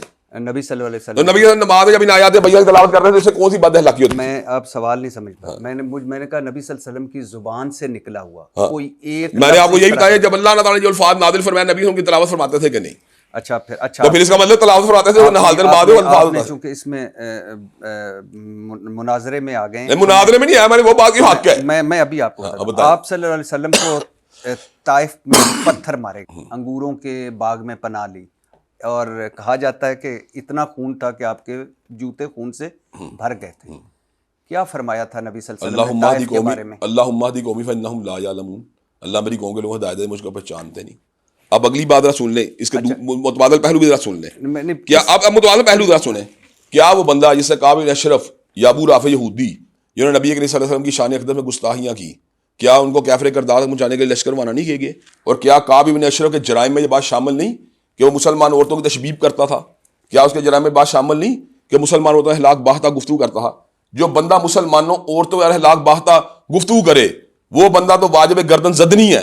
اور جو بندہ کعبہ صحابہ کرام کے بارے میں آئے روز تبرعی لہجہ اختیار کرے اور قرآن جی کی بغیر مفہوم تلاوت کو گالی میں تبدیل کرے، مجھے بتا چکے ہیں یا مجھے بتا چکے ہیں. تو یہی بتا رہا ہوں آپ کو. میں نے کہا کہ نبی صلی اللہ علیہ وسلم ہماری جانیں قربان ہے ان کے اوپر، اور ان پر ڈائریکٹ حملہ ہوا، بھاگ کر جان بچائی. سنا ان کے پیچھے بچے لگا دیے تھے، وہ پتھر مارتے تھے. آپ نے ابھی تک مجھے ایک بات ایسی نہیں بتا سکے، میں آپ کو معذرت کہوں گا، آپ کو ایسی بات بھی ایک بھی نہیں بتا سکے جس میں میرا ایک لفظ بھی مرزا جیلمی کے ان الفاظ کے برابر جو اس نے کابرین امت کے لیے کیے ہیں. میرا کوئی لفظ اس کے لفظ کے برابر نہیں، میرا ایک لفظ اس کے برابر نہیں، یعنی کہ وہ بھونکنے کے الفاظ استعمال کر رہے ہیں، خنزیر قدم کے الفاظ استعمال کر رہے ہیں۔ کہہ رہا ہوں کہ میں اس پہ آتا ہوں، اس پہ آتا ہوں، لیکن میں صرف آپ کو ابھی بتا رہا ہوں کہ ایک وہ ملک جو پہلے ہی فرقہ واریت میں پہلی بات تو یہ ذرا سن لیں، پہلی بات ہمدردی جیلمی کوئی فرقہ نہیں ہے، ایک منٹ ٹھہرے، وہ ایک فتنہ ہے، میری سن لیں، اگر تو ہم نے کوئی شیعہ سنی تکفیر کی بحث کی ہے، اگر ہم نے کسی بریلویوں کے اوپر کوئی فتویٰ بازی کی ہے، اگر کوئی ہم نے دیوبندیوں کو برا بلا کہا ہے، اگر میں جماعت اسلامی کے بارے میں کوئی ایسی کریکٹر اسیسینیشن کی ہے یا ڈاکٹر سرار صاحب کے بارے میں بات کی ہے، تو پھر تو آپ مجھے بات کریں، ایون گامدی صاحب کے بارے میں بتائیں۔ اگر آپ قادیانیوں کے بارے میں یا مرزا جیلمی کے بارے میں کس طرح بات کرتے ہیں تو اس نے ایک ایسا رویہ اپنایا ہے، اس نے ایک ایسا یعنی کہ معاشرے کے اندر ایک ایسا ٹرینڈ سیٹ کیا ہے، اگر مجھے کوئی بندہ گالی دے گا نا تو میرے لیے واللہ اس کی کوئی اہمیت نہیں، لیکن کوئی بندہ کسی صحابی کو گالی دے گا نا، میں آپ کو ایک کر لوں چھوٹی درس، جو بندہ کہتا ہے نا امام ابو حنیفہ، میں ان کا مقلد نہیں ہوں، میں انڈیپینڈنٹ ہوں، آپ سنیں، میں مجھے تکلیف ہوتی ہے۔ آپ امام ابو حنیفہ رحمۃ اللہ علیہ کی ساری باتیں مانتے ہیں؟ نہیں، اور لیکن تکلیف ہے اس بات کی، اور کیوں بھلا اس پہ بات کر لیتے ہیں؟ کیوں مرزا انجینئر محمد علی مرزا نے تنقید کی امام ابو؟ جو مردی وجہ تھی اس کی، جو مردی وجہ تھی اس کی، وجہ بتا نہیں، میں کیوں وجہ بتاؤں؟ ایک علمی پوائنٹ کے اوپر سے اختلاف کرتے ہیں تو بھونکنے پہ اتر آیا، کیوں وجہ؟ نہیں، مجھے صرف ایک بتا، میں یہ بات اس لیے ضروری نہیں سمجھتا کہ یہ علمی بحث سے مجھے اس میں جانے کی ضرورت ہی نہیں۔ اچھا مجھے ایک بتائیے گا کہ آپ طائف میں زخمی ہوتے ہیں نبی صلی اللہ علیہ وسلم اور وہ ہدایت کی بات کرتے ہیں، آگے آ جائیے، حضور صلی اللہ علیہ وسلم نے ابھی اللہ تعالیٰ نے تو فرمایا، اللہ تعالیٰ نے سورت اتری، لیکن نبی صلی اللہ علیہ وسلم نے کبھی ابو لہب، ابو جہل، ہندا، عبداللہ بن نبی یا حضرت حمزہ کو شہید کرنے والے وحشی کے بارے میں یہ زبان استعمال کی، اس طرح یار نبی کریم صلی اللہ علیہ وسلم کے بارے میں تو ہم یہ بات صبور ہی نہیں کر رہے، لیکن ہم یہ بات جانتے ہیں کہ انہوں نے ان اہلاک باہتا ناصر کے کچلنے کے لیے باقاعدہ طور پہ وفود روانہ کیے ہیں۔ اور اگلی بات سن لیں، میں نے جو بات کی میں ابھی اس کو دوبارہ تکرار سے دہراؤں گا کہ یہ نبی کریم صلی اللہ علیہ وسلم نے جو نماز کے اندر ان آیات بینات کی تلاوت کی ہے جن میں نبی کریم کے گستاخوں کو اللہ نے سخت الفاظ جو ہے کنڈیم کیا ہے، یہ ہم نے حالت نماز کے اندر بھی اگر آپ کی زبان سے نکلے تو یہ الفاظ کسی بھی اعتبار سے اس بندے غلط نہیں ہوتے جس بندے نے ان ہستیوں کی کریکٹر اسیسینیشن کی ہو۔ اچھا ٹھہرے، پہلی بات سن، اگر میرے لیے اگر میں حاکم ہوں، مثال دے رہا ہوں، اگر میں حاکم ہوں تو میرا دین ہے کہ وہ ایک بلیسفیمی کا مرتکب ہے صحابہ کرام کے لیول کے اوپر، تو وہ تو اس کی چارج یہ ہے کہ اس کو ٹل ڈیتھ امپریزنمنٹ دینی چاہیے، تو میں نے تو اس کے بارے میں صرف یہ الفاظ بولنے کے دلیل آدمی ہے، کون سی ایسی بات میں نے کر دی ہے؟ اس نے تو یہ الفاظ بول دیے کہ فلاں بندہ بھونکتا ہے یا فلاں بندہ جو ہے وہ کیا لیتے ہیں اس کے بارے میں امیر معاویہ کے بارے میں کہ ان کے قدموں خنزیر کا پاؤں، کیسی بات ہے کہ ہم اکابر صحابہ کرام ائمہ دین کے بارے اتنے بے حس ہو جائیں کہ ہم ان کے بارے میں بالکل خاموش ہو کے بیٹھ جائیں؟ یہ نہیں ہوتی بات۔ حضرت عائشہ رضی اللہ تعالیٰ عنہ پر جھوٹی تہمت لگی، جھوٹا الزام لگا، بے شک نبی پاک صلی اللہ علیہ وسلم غمزدہ رہے، کئی دن وحی نہ آئی، جب وحی آئی سچ سامنے آیا تو نبی صلی اللہ علیہ وسلم نے جھوٹا الزام لگانے والوں کے حوالے سے ایسی زبان استعمال کی؟ نہیں کی اس میں سنت رسول میں نے پہلے آپ کو بات کی، جب ایک ایویڈنس جو ہوتا ہے میں نے آپ کو دے دی ہے کہ وہ صورتوں، چلے آپ نے کبھی سورۃ العلق کی تلاوت کی ہے نماز میں؟ جی جی۔ اچھا آپ نے سورۃ قلم کی کبھی تلاوت سنی ہے نماز میں؟ جی جی۔ تو پھر یہ ان آیات کے اندر جن میں اللہ تعالیٰ نے شدید لب و لہجہ اختیار کیا تو ان کو ہم حالت نماز میں نماز ڈسٹرب ہوتی ہے اس سے؟ ہم آپ امتی ہیں رحمت اللہ عالمین کے، بے شک، جن کا اخلاق دنیا، میں اسی کتاب و سنت کی بات کر رہا ہوں، میں اسی کتاب و سنت کی بات کر رہا ہوں، اسی کتاب میں جو سخت آیات پڑھی جاتی ہیں ان معاندین کے لیے، کیا اس سے ہماری اخلاقی حالت بگڑ جاتی ہے؟ آپ یعنی حضور صلی اللہ علیہ وسلم نے کہا کہ 3 مرتبہ کہا، آپ کو حدیث آتی ہوگی کہ عائشہ رضی اللہ تعالیٰ عنہ، عائشہ آپ جب میں دیکھیں آپ 2 چیزوں مکس کر رہے ہیں، آپ اخلاق کو تعدیرات سے مکس کر رہے ہیں، میری بات اخلاقی حالت اور ہوتی ہے، تعدیرات کی حالت اور ہوتی ہے۔ میری بات سنیے کہ جنت لوٹ لی، جنت لوٹ لی، جنت لوٹ لی، حضرت عائشہ رضی اللہ تعالیٰ نے فرمایا یا رسول اللہ کن لوگوں نے؟ انہوں نے فرمایا جن کے اخلاق اچھے ہیں، اور اخلاق اچھا پتہ ہے کیا ہوتا ہے؟ ہمارا دین بھی یہ کہتا ہے کہ جو توڑے اس کے ساتھ جوڑو۔ بالکل ٹھیک ہے۔ ایک رویہ تھا آپ کا، میں جو سوال آپ کے سامنے رکھنا چاہتا ہوں، جو آپ نے کیا، ایک رویہ یہ ہوتا ہے کہ جب دلائل ختم ہوتے ہیں تو گالیاں شروع ہوتی ہیں، وہ تو کام سے شروع کیا ہوا نا، آپ نے اس کو جواب دیا ہے، کر لیں ہم سے بات، آپ سمجھتے ہیں آپ سچ پہ ہیں؟ ہاں سچ پہ، اللہ کے فضل، تو آپ اگر سچ پہ ہیں، آپ کے پاس سچا سودا ہے، ہاں سوچا تو تو آپ ایک اس کو مسلمان بھائی کی حیثیت سے اس طرح القاب میں نہیں، آپ مجھے یہ چھوٹی بات ہے، وہ اس کو چاہیے نا اصولی طور پہ پھر ہم سے گفتگو کرے نا، جی اگر وہ گفتگو بھی نہیں کرے گالیاں دے جائے گا باہر بیٹھ کے ائمہ دین کو اور صحابہ کرام کو، پھر آپ نے کبھی پھر یہ قرآن کے بارے میں باتیں کریے تو پھر ہم خاموش ہیں۔ آپ نے کبھی ایک ٹیلی فون کیا کہ مناظرہ چھوڑ کے کہ یار آئے بیٹھے ہیں، آپ ہم ڈسکس کریں؟ کیوں؟ وہ تو جناب والا میرے پروگرام کا نام سن کے نہیں آئے گا اس پروگرام میں نے کہاں فون کرنا ہے، آپ بٹھا دیں مجھے, میں آپ کے توسط سے کہتا آپ بٹھا دیں مجھے. اچھا میں ایک ویڈیو آپ چلے آپ بٹھا دیں نا, میں آپ کو کہتا ہوں بٹھا دیں آپ. جی میں ضرور بیٹھنا چاہیے آپ ٹھیک ہے کہ ہم میں یہ نہیں کہہ رہا نہیں بتائیں آپ یہ کام کر سکتے ہیں کہ نہیں, پہلے بتائیں آپ کے تعلقات ہے نا, تو آپ کو چاہیے آپ بٹھائیں. آپ میرے آپ کے ساتھ بھی ہیں مولانا طارق جمیل صاحب تو بٹھائیں. مفتی طارق مسعود آپ کو صاحب پہلے چلیے یہ بتائیں مولانا طارق جمیل کا میرے سے فکری ایک تو میری کی فکر, یا میری مولانا طارق مسعود کی بھی ایک فکر نہیں نا, مثال دے رہا ہوں, یا میری مفتی حنیف قریشی صاحب کی. میں آپ کو آج حنیف قریشی صاحب کا ایک چھوٹا واقعہ سناتا ہوں, آپ اسے کنفرم کر سکتے ہیں. جب کورونا کے دن آئے تو وہ بیمار ہوئے کورونا کی بیماری سے, میں نے انہیں فون کیا, میں کہا حضرت میں آپ کے پاس آنا چاہتا ہوں. انہوں نے کہا کیوں؟ میں کہا میں نے آپ کو آ کے دم کرنا ہے. میں کہا باقی آپ اپنا پریکاشن وغیرہ سارا کوارنٹائن وغیرہ کا کام کریں, لیکن مجھے ایک موقع دیں. تو انہوں نے کہا اس وقت حالات جس طرح کہ آپ کو میں آنے کی جو ہے نا وہ نہیں کہہ سکتا کہ آپ آئیں کیونکہ اس کے ساتھ کوئی وائلیشن ہوگی. میں کہا مولانا آپ مجھے دے دیں موقع ایک, آپ مجھے بتائیں کہ میں نے ان کو کب بات کی. ایک بار مولانا طارق جمیل صاحب مجھے مل گئے وہاں پہ کراچی ایئرپورٹ کے اوپر, ہم بڑی محبت کے ساتھ آپس میں ملاقات ہم نے کی. مفتی طارق مسعود صاحب یہاں پہ درس دینے کے تشریف لائے پنجاب یونیورسٹی کے اندر, تو یہاں بیٹھ کے ہمارے ساتھ کھانا کھاتے رہے. مولانا لدھیانی سے میری ملاقات ہو چکے ہیں. معاویہ طارق صاحب جب اپنے لاہور مجھ سے ملاقات کرتے ہیں, وہ کیا چیز ہے کہ مجھے محمد علی مرزا جیلوی کے بارے میں ہماری زبان سے الفاظ نکلے. آپ اس کو تو دیکھیں نا. غامدی صاحب سے میں کئی پروگرام میں اکٹھے بیٹھ چکا ہوں, غامدی صاحب مجھ سے کئی بار مل بھی چکے ہیں. اور میں آپ کو یہ بھی بتاؤں بات, شاید میری فکری اختلافات ان سے مرزا محمد علی جیلوی کے مقابلے بہت زیادہ ہوں, لیکن کیا وجہ میں وہ زبان غامدی صاحب کے بارے میں استعمال نہیں کرتا, کیونکہ غامدی صاحب جو ریشنل گفتگو کرتے ہیں ان کا اپنا نقطہ نظر, میرا اپنا نقطہ نظر ہے. میں اسے ڈائلاگ کر سکتا ہوں, ان کی دلیل سنتا ہوں. اگر وہ گالیاں دینا شروع کر دیں گے ائمہ دین کو, مثال دے رہا ہوں, یا صحابہ کرام کو, تو پھر میرے جذبات ان کے بارے میں اس طرح ہو سکتے ہیں. میں ایک ویڈیو کلپ دیکھ رہا تھا خادم رضوی صاحب کا, وہ کہیں تقریر کر رہے ہیں, تقریر ختم ہوتی ہے, اچانک اذان شروع ہوتی ہے اور وہ مائک دے کر کہتے ہیں اے وہابیاں دی اذان ہے, ان دا کیڑا ادب ہے, اے سوراں دے سور نے. آپ نے مذمت کی اس کی مجھے پتہ ہے, لیکن آپ نے کوئی ایک لقب یا القاب یا ان کے حوالے سے اس طرح کے استعمال نہیں کیے. کیوں؟ کیا وجہ کیا اس کی ہے کہ یہ نہ انہوں نے کام ہیبیچول نہیں اس کام کے کہ انہوں نے گالیاں ہمیں دی ہیبیچولی, اور دوسری بات یہ کہ انہوں نے کوئی ایسی بات نہیں کی کہ جس کی بنیاد پر میں دیکھوں کہ یار ان کی مذمت کے باوجود میرا گزارا نہیں ہو رہا. مرزا محمد علی جیلوی نے ایسے بہت سے کام کیے ہیں جن کی وجہ سے اس بات کا حقدار ٹھہرتا ہے کہ دلائل کے ساتھ ساتھ اس کو تھوڑی بہت جو نا وہ, میں آپ کو چلیں آپ کو چھوٹا واقعہ سناتا ہوں. اس کی عادت یہ ہے کہ وہ طنز کو کبھی بھی درمیان سے نہیں باہر نکالے گا. اس نے کہا یا کئی لوگ ایسے ہوتے ہیں جو ملک سے باہر ہوتے ہیں, ان کی بیویاں یہاں پہ ہوتی ہیں, تو ان کے یہاں بچے پیدا ہو جاتے ہیں, تو میں تو کرامت کا بچہ کہوں گا, اور عام طور پہ مفتی وغیرہ انہیں کرامتوں سے پیدا ہوئے ہیں. اور پھر انہوں نے اپنا واقعہ بیان کر دیا جس کو انہوں نے جو محنت کر رہے تھے, انہوں نے جو کلپنگ وغیرہ کی کہ میں عمرے کے پر گیا, حج کے پر گیا, تو اس وقت جو ہے نا میری بیٹی 2 سال کی اور میری شادی کو بھی آلموسٹ 2 سال ہوئے تھے. تو انہوں نے ان پر تبصرہ کر دیا کہ یار وہ کرامت کا بچہ تھا, یہ کرامت کی بچی نہیں. تو کہنے کا مقصد یہ آپ ایسا ایٹیٹیوڈ اپناتے ہیں جس کی وجہ سے پھر ایسا فیڈ بیک آپ کو ملتا ہے. جب آپ اس طرح کا ایٹیٹیوڈ نہیں اپنائیں گے, آپ اس طرح یعنی جسے کہتے ہیں پھکڑ بازی نہیں کریں گے, آپ اس طرح کی الزام تراشی نہیں کریں گے, آپ اس طرح کی ہیٹ اسپیچ نہیں کریں گے, تو اگلا بندہ پاگل ہے. ایک بندے کیریئر بھی دیکھیں, اگر میں ہیٹ اسپیچ کرتا ہوتا تو کسی اور مسئلہ کے لوگوں بھی آپ کو کہتے ہیں یار دیکھیں شام نے کتنی ہیٹ اسپیچ کی ہے. وہ ہیٹ اسپیچ کرتا ہے, وہ صحابہ کرام رضوان اللہ علیہ مجمع کا ڈیروگیٹری کمنٹس دیتا ہے, وہ ائمہ دین کا ڈیروگیٹری کمنٹس دیتا ہے. مجھے لگتا ہے کہ شاید میں آپ کو سمجھا نہیں پا رہا. نہیں چلے آپ نہیں سمجھا پا رہے, میری سوچ سن لیں. میں آپ میری اچھا چلے میری ایک چھوٹی سن لیں. سینیٹر مشتاق احمد خان صاحب ہیں, انہوں نے کہا فلسطین کے بارے میں تم آ جاؤ. میں چلا گیا وہاں پر.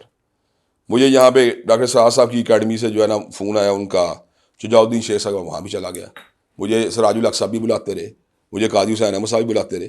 یقین کیجیے کئی مرتبہ سے مسلکی دینی فقہی امور کا گفتگو ہوتی تھی تو لگتا ہی نہیں تھا, مجھے لگتا میں اپنے چچا سے گفتگو کر رہا ہوں, اور ہم آپس میں بڑے انڈرسٹینڈنگ کا گفتگو کر رہے تھے.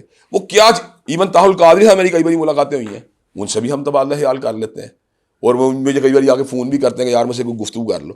مرزا محمد علی جیلوی آخر کا کون سا مسئلہ ہے کہ ہم اس کے ساتھ یہ زبان استعمال کرتے ہیں, پاکستان کسی اور مذہب کے لیے کیوں نہیں کرتے؟ سر مجھے لگتا ہے کہ شیعہ علماء کے ساتھ ہماری ڈیبیٹس ہوئی ہیں. مجھے لگتا ہے کہ آپ کی ساری باتیں, آپ کا موقف ہے, مجھے احترام ہے اس ساری چیزوں کا, اور ظاہر ہے نبی صلی اللہ علیہ وسلم پر, صحابہ پر, اور ان کی آگے ساری جو ہیں ان پر ہماری جانیں قربان, ہم سارے ادب و احترام کرتے ہیں ان کا. لیکن مجھے لگتا ہے کہ جو ہماری نفرت اور تقسیم ہے نا, جینون بنیادوں پر بھی ہو اور نہ جینون بنیادوں پر بھی ہو, یہ چیزیں, ایک تو سوال سن لیجئے گا, ایک تو یہ چیزیں مزید ہمیں تقسیم کرتی ہیں. دوسری بات یہ ہے کہ مجھے لگتا ہے کہ جب دلائل ختم ہو جاتے ہیں تو پھر گالیاں شروع ہو جاتی ہیں. دلائل ختم ہو گئے, آپ نے گالیاں دینی شروع کر دی. ہم نے کیا کی ہے یاد یہ بتایا نا, ہم گالیوں کو انیشیٹ کر رہے ہیں. یا یہ کہیں کہ میں نے کہا میں نے اچھا بابا اسحاق صاحب تھے اس کا استاد, تو میں نے کہا دیا مرزا جلی تو فلاں یعنی کوئی میں نے ڈیروگیٹری کمنٹ دے کے ان کا ذکر کیا, میں نے کسی استاد کو برا بلا کہہ دیا. چلیں یہ بتائیں, میں نے اسپیسیفک اس کی بات کی جو میرے ائمہ کو گالیاں دے رہا ہے, جو ائمہ اہل سنت کو گالیاں دے رہا ہے, جو ہر بندے کو جو ہے نا اس کا آپریشن کرنے کے چکر میں ہے, جو کسی بندے کا لحاظ کرنے کے موڈ میں نہیں ہے. سر آپ کی تقریر جب میں کلپس آپ کے سن رہا تھا ممبر رسول پر بیٹھ کر, ہمارا یہ ملک ایسا ہے کہ جہاں بہت ہم محبت کرتے ہیں اپنے ائمہ کرام سے, اپنے صحابہ سے, اپنے نبی سے, لیکن بندہ نہیں کر رہا ہے, ہم سارے کرتے ہیں, لیکن اس کا ایشو یہ ہوتا ہے کہ کوئی بھی اٹھ کر خدا نہ خواستہ کچھ بھی کر دے. چھوٹی بات ہے, ہم نے کبھی ایکسٹرا جوڈیشل ایکٹیویٹی کی حمایت نہیں کی آج تک. اگر ہم نے غصے کا اظہار بھی کیا تو ہم نے بھیجا کہ قانون کے دائرے میں ہونا چاہیے کام. اس کے باوجود ہم نے کوئی ایسی بات نہیں کی جس میں ہم نے کو تھریٹ ہی کیا آج تک. اچھا مجھے چلیے بتائیں, ایک نفر کا اظہار ہی کیا نا, کس میں کیا ہے, کس بات پہ کیا ہے, مجھے اپنی بات پہ کیا ہے, مجھے گالیاں دی جتنی مرضی, میں آپ کو گارنٹی دیتا ہوں کہ مجھے گالیاں دے میں کچھ نہیں کہوں گا. اچھا مجھے لگتا ہے کہ یہ جو سخت زبان ہے آپ کو وراثت میں ملی ہے. نہیں ایسی کوئی بات نہیں. آپ کے والد علامہ احسان علیہ ظہیر صاحب وہ کوئی وہ نہیں کرتے تھے کہ کسی کو ان کی عزت ڈاؤن کرنا یا کوئی یہ کرنا, لیکن بہت سخت تنقید کرتے تھے. مجھے ایسا لگتا ہے کہ شاید وراثت میں نہیں. آپ کو چھوٹی بات ہے, اگر میری یہ وراثت ہوتی میں نے کئیوں میں کی ہوتی. آپ کو کیوں نہیں ملی علمی کے علاوہ کوئی اور بندہ مل رہا, چلیے مجھے بتائیں کوئی اور تو ملنا چاہیے نا آپ کو. ایون کہ میں سیاسی مخالفت کے بھی اصولوں کا ضابطوں کا قائل ہوں. میں کہتا ہوں یار عمران خان کی مخالفت کرنی ہے تو اس کے ایک اصول ضابطے ہونے چاہیے, شہباز شریف کے بھی ہونے چاہیے. اگر ہاں کوئی بندہ میرے ائمہ کو گالی دے گا یا میرے صحابہ کو گالی دے گا تو پھر میں اس کو ضرور اس کو جواب دوں گا, ایسا جس کو تھوڑی اسے تسلی ہو. وہ آپ کے نہیں, وہ ہمارے ساروں تو یہی کہہ رہا ہوں. تو پھر چلیے یہ بتائیں اگر ان کو کرے گا تو پھر آپ کو کوفت نہیں ہوتی. میں ابھی ان پہ ون آتا ہوں, میں اسی پہ آتا ہوں. اچھا میں آپ کے والد صاحب کی بات کی. آپ کے والد صاحب نے کتاب لکھی بریلویت. اس میں لکھتے ہیں وہ احمد رضا بریلوی کا رنگ نہایت سیاہ تھا. ان کے مخالفین اکثر چہرے کی سیاہی کا تانا دیا کرتے تھے. ان کے خلاف ایک کتاب لکھی گئی ہے چپکی مٹی کالے چہرے والے کے منہ پر. احمد رضا بریلوی نحیف و نظار تھے, درد گردہ اور دوسری کمزور کر دینے والی بیماری میں مبتلا تھے, کمر کی درد کا شکار رہتے تھے. اس طرح سر درد اور بخار کی شکایت بھی عموماً رہتی تھی. ان کی دائیں آنکھ میں نقص تھا, اس میں تکلیف رہتی تھی. یہ آنکھ پانی اتر آنے سے بے نور ہو چکی تھی. ایک مرتبہ احمد رضا بریلوی کے سامنے روٹیاں اور سالن رکھا گیا. انہوں نے سالن کھا لیا مگر روٹیوں کو ہاتھ تک نہ لگایا. بیوی نے پوچھا صرف سالن کھا لیا روٹی نہیں کھائی؟ بولے مجھے تو روٹیاں نظر ہی نہ آئیں, حالانکہ روٹیاں سالن کے ساتھ رکھی ہوئی تھیں. جناب بریلوی نسیان میں بھی مبتلا تھے. ان کی یادداشت کمزور تھی. ایک بار دوران گفتگو اینک اونچی کر کے ماتھے پر رکھ لی. اس کے تھوڑی دیر بعد اینک تلاش کرنے لگ گئے, بھول گئے کہ اینک ان کے ماتھے پر ہے. کافی دیر پریشان رہے. اچانک ہاتھ ماتھے پر لگا تھوڑی اور اینک ماتھے سے ناک پر آ گئی. تب پتہ چلا اینک تو ماتھے پر تھی. اب وہ بریلویت پہ کتاب لکھ رہے ہیں اور پہلا صفحے کے علاوہ آپ کو کچھ نہیں ملا. اور بریلوی کے فقہ بریلوی کے سب سے بڑے جو ہیں احمد رضا بریلوی, ان کے بارے میں لکھ رہے ہیں کالا شخص تھا. یہ تو آپ بتا چکے ہیں, بار بار ایک بار ریپیٹ کرنے کا کیا فائدہ. کالا شخص تھا, نہیں یہ تو آپ پہلے بتا چکے ہیں. بات سن لیجیے. یہی کہہ رہا ہوں آپ, یہ ایک بار آپ کا کیا خیال ہے گریوٹی بڑھ جائے گی اس کو دوبارہ ریپیٹ کرنے میں؟ گریوٹی نہیں بڑھے گی. کالا شخص تھا, گریوٹی سے بڑھنی نہیں. آپ اتنا مرضی طور لے لیں انہیں باتوں کو ریپیٹ کر کے. میں آپ سے عرض کرنا چاہتا ہوں, آپ میری عرض سن لیں.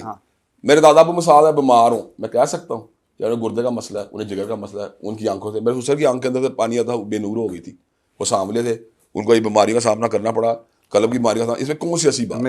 اور اگلی بات سن لیں, انہیں بات میری طرح سے کوئی بھی نہیں لکھی. یہ انہوں نے بریلوی کتب کے حوالے سے ان کے بارے میں الحمدللہ اتنی تحقیق کی ان کی تحقیر کے حوالے سے نہیں. سن لیجیے, اگر تحقیر والے سے ہوتی تو 350 صفحوں کی تعداد کو پہلے 1.5-2 صفحے نہ ملتے. اچھا سن لیجیے نا, کالا شخص, نحیف و نظار شخص. میں حیران ہوں آپ ایک بار ریپیٹ کرنے سے کیا گین کر رہے ہیں. بیمار شخص, اس سے کچھ نہیں گین ہونا, والا سینسیشن کریٹ کرنے سے کچھ نہیں ہونا. وہ شخص جسے سامنے پڑے روٹیاں نظر نہ آئیں, وہ غیر حاضر دماغ جسے ماتھے پر ٹکی ہے کا پتہ نہیں چلا, کمزور یادداشت پر. میں حیران ہوں آپ نے 3 یا 4 بار ایک ہی بات دہرا دی, کیا ہو رہا ہے.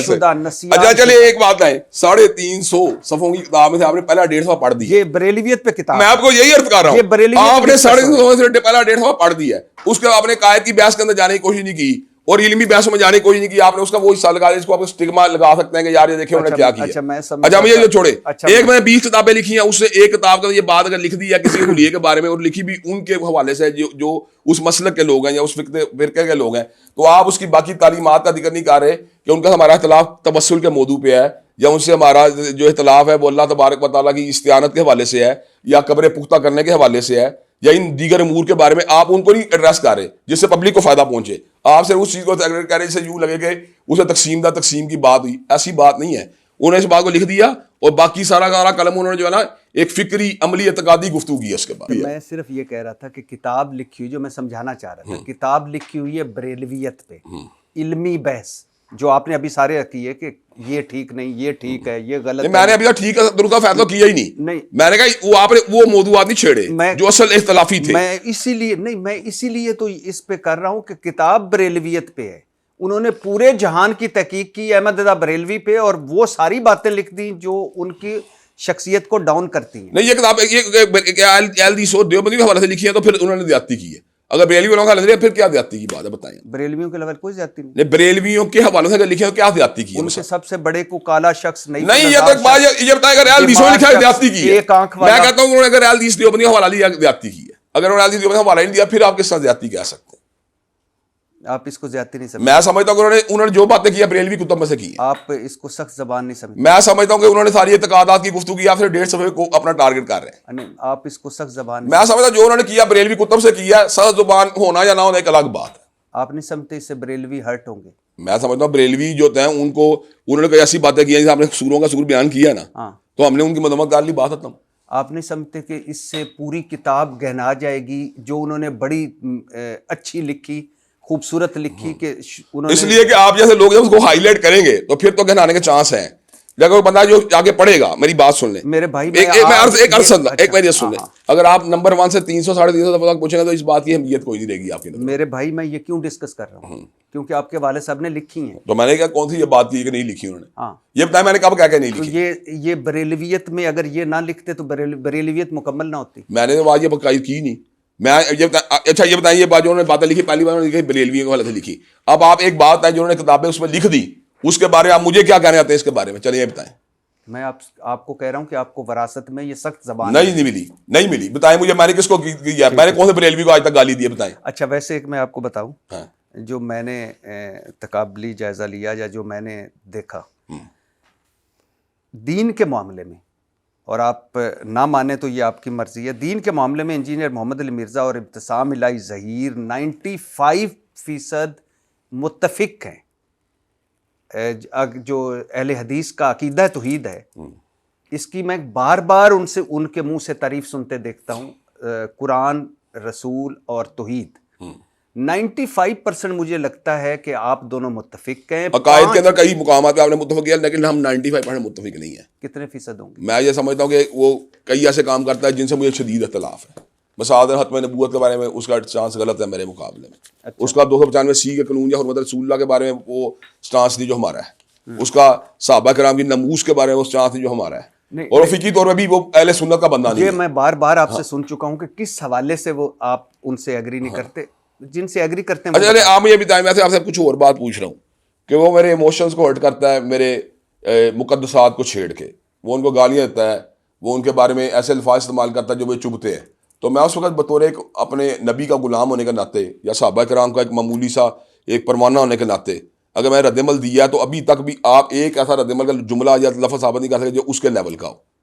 اس نے تو پتہ نہیں کیا کیا دیا ہے، لیکن آپ اس کے لیول کا میری جو اس کے مقابلے کوئی 10 درجے کم کی گفتگو ہے اس کو بھی آپ نے بڑا قوت دے دی ہے. اچھا نہیں، میں تو آپ کو پھر ملانے کی کوشش کر رہا تھا. میں نے پہلے کہا ملوا دیں، آپ ملوا، میں نے دیکھے آپ سے کیا آپ ملوا دیں. میں تو میرے بھائی میں تو کہہ رہا تھا کہ میں تو اس چیزوں کو مذہب کے حوالے سے اس طرح دیکھتا ہوں کہ کن چیزوں پر ہم متفق ہیں وہ زیادہ اہم ہوتی ہیں. اچھا چلیں یہ بتائیں بات، کئی چیزیں ایسی ہوتی ہیں، کئی بار ایسا بھی ہوتا ہے کہ آپ کتاب کے جو نا 100 حصوں میں 80 صفحوں میں متفق ہوتے ہیں، مثال دے رہا ہوں، لیکن ان 20 صفحوں کے اوپر آپ اختلاف کرتے ہیں جو بڑے ہی سینٹیمنٹل ہوتے ہیں. مطلب حرمت رسول کا مسئلہ میں نے بہت اہمیت کا حامل ہے، وہ اس قانون کو کہتا ہے کہ اس میں توبہ کی شک جو ہے نا ڈالنا چاہتا ہے. مجھے یہ بات نہیں قبول. جب یہ مجھے بات قبول نہیں، کیونکہ میں سارے ائمہ دین کے اس میں ایک چانس دیکھتا ہوں، میں اس کے بعد متاخرین علماء حناف کے بھی چانس دیکھتا ہوں، پھر میں ائمہ ثلاثہ کے چانس دیکھتا ہوں، پھر میں ابن تیمیہ کی کتاب پڑھتا ہوں الصارم المسلول. جب میں یہ ساری کتابیں پڑھتا ہوں تو میں دیکھتا ہوں کہ وہ کیسا چانس لے رہا ہے جو امت میں کسی نے نہیں لیا.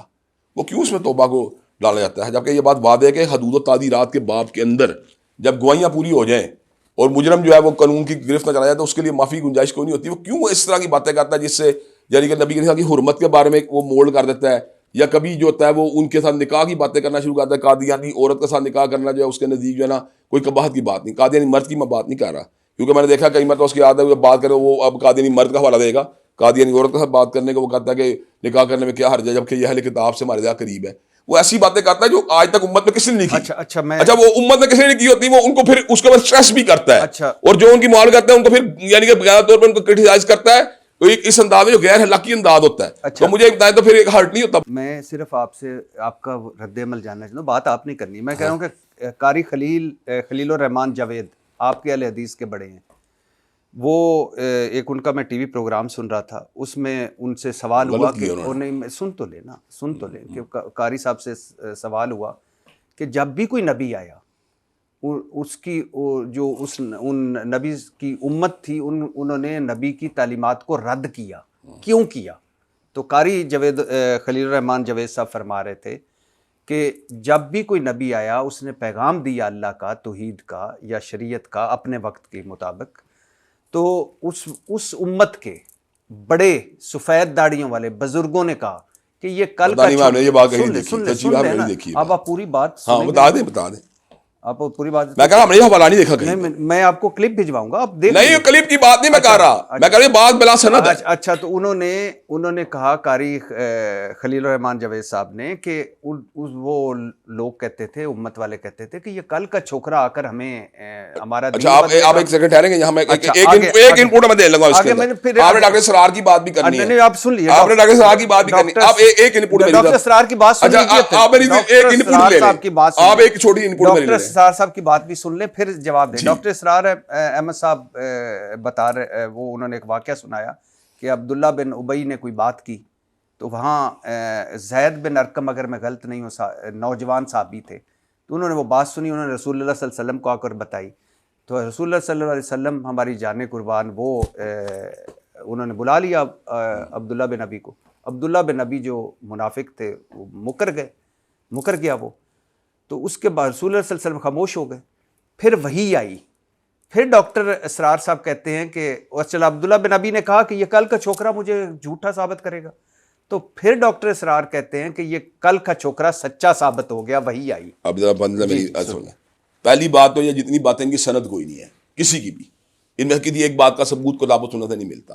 دوسری بات ہے یہ بات معاندانہ طور پہ مرزا نے بھی کوٹ کی, ڈاکٹر صاحب نے کوٹ کی, قاری لیگا اپنے نام لیا, ان لوگوں نے معاندان یعنی دشمنوں سے کوٹ کروائی نا, لیکن مرزا اپنی اس ضد کا یہاں سے چلا گیا کہ اس نے اللہ پہ بھی کہا دیا.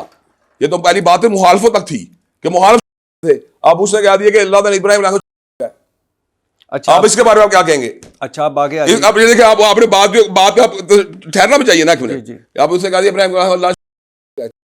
اچھا آپ آگے آ جائیے. قرآن مجید کی گالیوں والی بات نہیں, فرینچ میں گالیاں. ہاں اب انہوں نے اس کی 3 مثالیں دی, میں نے یہ 18 مرتبہ کلپ دیکھا. اس وجہ آپ یہ الفاظ بولیں گے نہیں کہ فرینچ میں گالی ہیں.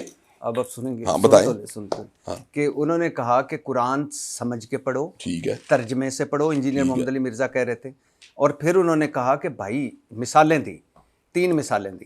پہلی مثال یہ دی کہ آپ کا کوئی دوست ہے وہ فرانس میں ہوتا ہے, وہ فرینچ میں آپ کو خط لکھتا ہے, آپ کو فرینچ آتی نہیں ہے, آپ سمجھیں گے کہ پتہ نہیں میں محبت کی تھی یا گاڑاں لکھی ہیں میرے واسطے. آپ نے گفتگو کافی بدل دی ہے. دوسری انہوں نے مثال دی کہ انہوں نے کہا کہ جیسے ہمارے ایک مرتبہ یہاں سے عمرہ کرنے یا حج کرنے لوگ سعودی عرب گئے, وہاں ان کا کوئی جھگڑا ہو گیا, عربیوں کو انہوں نے اپنی زبان میں برا بھلا کہا, تو عربیوں نے آگے سے عربی زبان میں کہا, تو وہ واپس آ کے یہ مثال تو آپ کی ہے میرا خیال. نہیں ان کی. اچھا پھر واپس آ کے تو انہوں نے بات جیسے فیملی میں بات ہوتی, انہوں نے کہا یار بڑے عجیب کیا لوگ ہیں, ہم ان کو برا بھلا کہہ رہے تھے, وہ ہمیں آیتیں پڑھ کر سنا رہے تھے. تیسرا انہوں نے حوالہ جو دیا وہ تھا بنگلہ دیش کا, کہ بنگلہ دیش میں بہت ساری جگہوں پہ جہاں لکھا ہوتا ہے دیوار پہ یہاں پیشاب کرنا منع ہے, یہ نہ کریں. بنگلہ دیش میں ایک سٹڈی ہوئی, انہوں نے یہ حوالہ بھی انہوں نے کہا کہ سٹڈی انہوں نے عربی میں لکھ دیا زبان میں کہ جیسے یہاں پیشاب کرنا منع ہے. تو لوگ آتے تھے تو دیکھتے تھے عربی زبان میں وہ تحریر لکھی ہوئی اور ادھر سے نکل جاتے تھے. اب مثال کون سی مثال اچھی ہے؟ اب مجھے یہ بتائیے کہ ایک مثال دیتے ہوئے آپ اتنے بڑے عالم دین ہیں, میری بات سنیں, میں قرآن جی کا مثال قبول کرتا ہی نہیں کہ آپ قرآن سے پڑھتے ہیں کو پتا فرینچ میں گالیاں دے رہا ہوں. یہ جملے کے اندر اگر جملہ میں غلط بیان کر رہا ہوں آپ مجھے روک دیں. جب ایک بندہ مثال دیتے ہوئے چاہے کہہ رہا ہے مجھے یہ بات ہے میں قبول نہیں کر سکتا, میں قرآن کے بارے میں بندہ کہے گا آپ کا قرآن پڑھنا جو بغیر انڈرسٹینڈنگ اس طرح جیسے آپ اپنے میں گالیاں دے رہے ہو, کوئی یار مثال تک نہیں بنتا اس مثال کا. چلو آپ کا احترام ہے مجھے رائے کا. میں ویسے بتا رہا تھا کہ یہ میں نے 18 مرتبہ دیکھا, 18 مرتبہ دیکھا, لیکن افسوس مجھے حیرانی اس بات کے اوپر ہو رہی ہے کہ بعد بات اندر کہہ رہے ہیں کہ آپ کا قرآن پڑھنا اس طرح ہے جس طرح آپ فرینچ میں گالیاں دینا. مثال دے کے سمجھا یا کیوں دی ہے یہ مثال, وجہ مجھے نہیں سمجھ آ رہی ہے. مثال کوئی ختم ہو گئی تھی باقی مثالیں. جی سر, میں آپ کا ایک ویڈیو کلپ دیکھ رہا تھا, آپ سے پوچھا گیا جنگ صفین کے وقت آپ ہوتے تو آپ کس طرف ہوتے. آپ نے کہا یعنی ایک طرف حضرت علی رضی اللہ تعالیٰ عنہ تھے, دوسری طرف حضرت امیر معاویہ رضی اللہ تعالیٰ عنہ تھے. آپ نے کہا میں کسی طرف تلوار اٹھانے کی بجائے کسی طرف بھی تلوار اٹھانے کی بجائے حضرت حسن رضی اللہ تعالیٰ عنہ کا کردار ادا کرتا, مطلب صلح کروانے کی کوشش کرتا. یہ ایسے ہی ہے؟ بالکل قدموں میں گر جاتا میں تو. اچھا, لیکن ایسے ہی کہا. بالکل میں نے کہا اسی بات, کوئی شک نہیں. اچھا, اب یہ سوال یہ کہ پہلے خلیفہ حضرت ابو بکر صدیق رضی اللہ تعالیٰ عنہ نے بھی تلوار اٹھائی, بالکل اٹھائی, منکرین زکوٰۃ کے خلاف, اور وہ مسلمان تھے. حضرت عمر رضی اللہ تعالیٰ عنہ کا یہ تو نمازیں پڑھتے ہیں, تو آپ اس وقت بھی صلح کرواتے؟ بالکل نہ کرواتا. معنی نے کفر کی رستے پہ چل پڑے تھے وہ. اچھا, مسلمہ کذاب تو خیر رہنے دیں اس کو. دوسرے خلیفہ حضرت عمر رضی اللہ تعالیٰ عنہ نے رومن پرشین مطلب کافروں کے خلاف تلوار اٹھائی, وہاں بھی صلح کرواتے؟ سوال ہی نہیں ہوتا, یہ تو بے تکی کی بات ہے. اچھا, لیکن تیسرے خلیفہ حضرت عثمان رضی اللہ عنہ کے دور میں خارجیوں یا بلوائیوں کے خلاف تلوار اٹھی, اور اس میں صحابہ بھی تھے, وہاں بھی صلح کرواتے؟ میں صحابہ کے بارے میں میں نے پہلے بھی یہ بڑا موقع بات ہے کہ صحابہ ان میں جو تھے ان کی صلح کرانی, باقی جو خارجیوں کے ساتھ تو تلوار چلنی چاہیے. وہاں صلح کرواتے اگر صحابہ کے چند جو صحابہ سے صلح ہونی چاہیے. اچھا, جبکہ سورہ الحجرات میں ہے اکثر کہ مسلمانوں کا اگر کوئی گروہ باغی ہو جائے تو اس کے خلاف قتال کرو یہاں تک کہ وہ توبہ پر آمادہ ہو جائے. اور صلح کے سے آپ چھوڑ گئے سارے. جی, صلح کے سے چھوڑ گئے آپ اس میں سے. یہ بھی 9-10 نمبر آیت میں 3 دفعہ صلح کا ذکر آیا ہے. کیا کہا ہے؟ اللہ کہتا ہے ان طائفتان من المؤمنین اقتتلوا فاصلحوا بینہما. پہلے اللہ نے کہا ان کے درمیان اگر مومن قتال کریں بغیر کسی, اللہ نے دافع کے فوراً پہلے کہ ان کے ساتھ صلح کرواؤ. اور پھر اس کے بعد اللہ تعالیٰ فرماتے ہیں کہ فَإِن بَغَتْ إِحْدَاهُمَا عَلَى الْأُخْرَىٰ فَقَاتِلُوا الَّتِي تَبْغِي حَتَّىٰ تَفِيءَ إِلَىٰ أَمْرِ اللَّهِ. تو اگر کوئی بغاوت میں تل جائے تو پھر جو ہے نا اس کے خلاف تلوار چلاؤ جو کہ بغاوت کے رستے پر حتیٰ کہ اللہ کے امر کی طرف آ جائے. پھر اللہ نے فاصلحوا بینہما کے الفاظ استعمال کیے, یہاں پہ پھر صلح کے الفاظ استعمال کیے. پھر اس سے اگلی آیت میں اللہ نے کہا انما المؤمنون اخوہ, کہ مومن بھائی بھائی ہیں. فاصلحوا بین اخویکم, اور اپنے بھائیوں صلح کروا دیا کرو.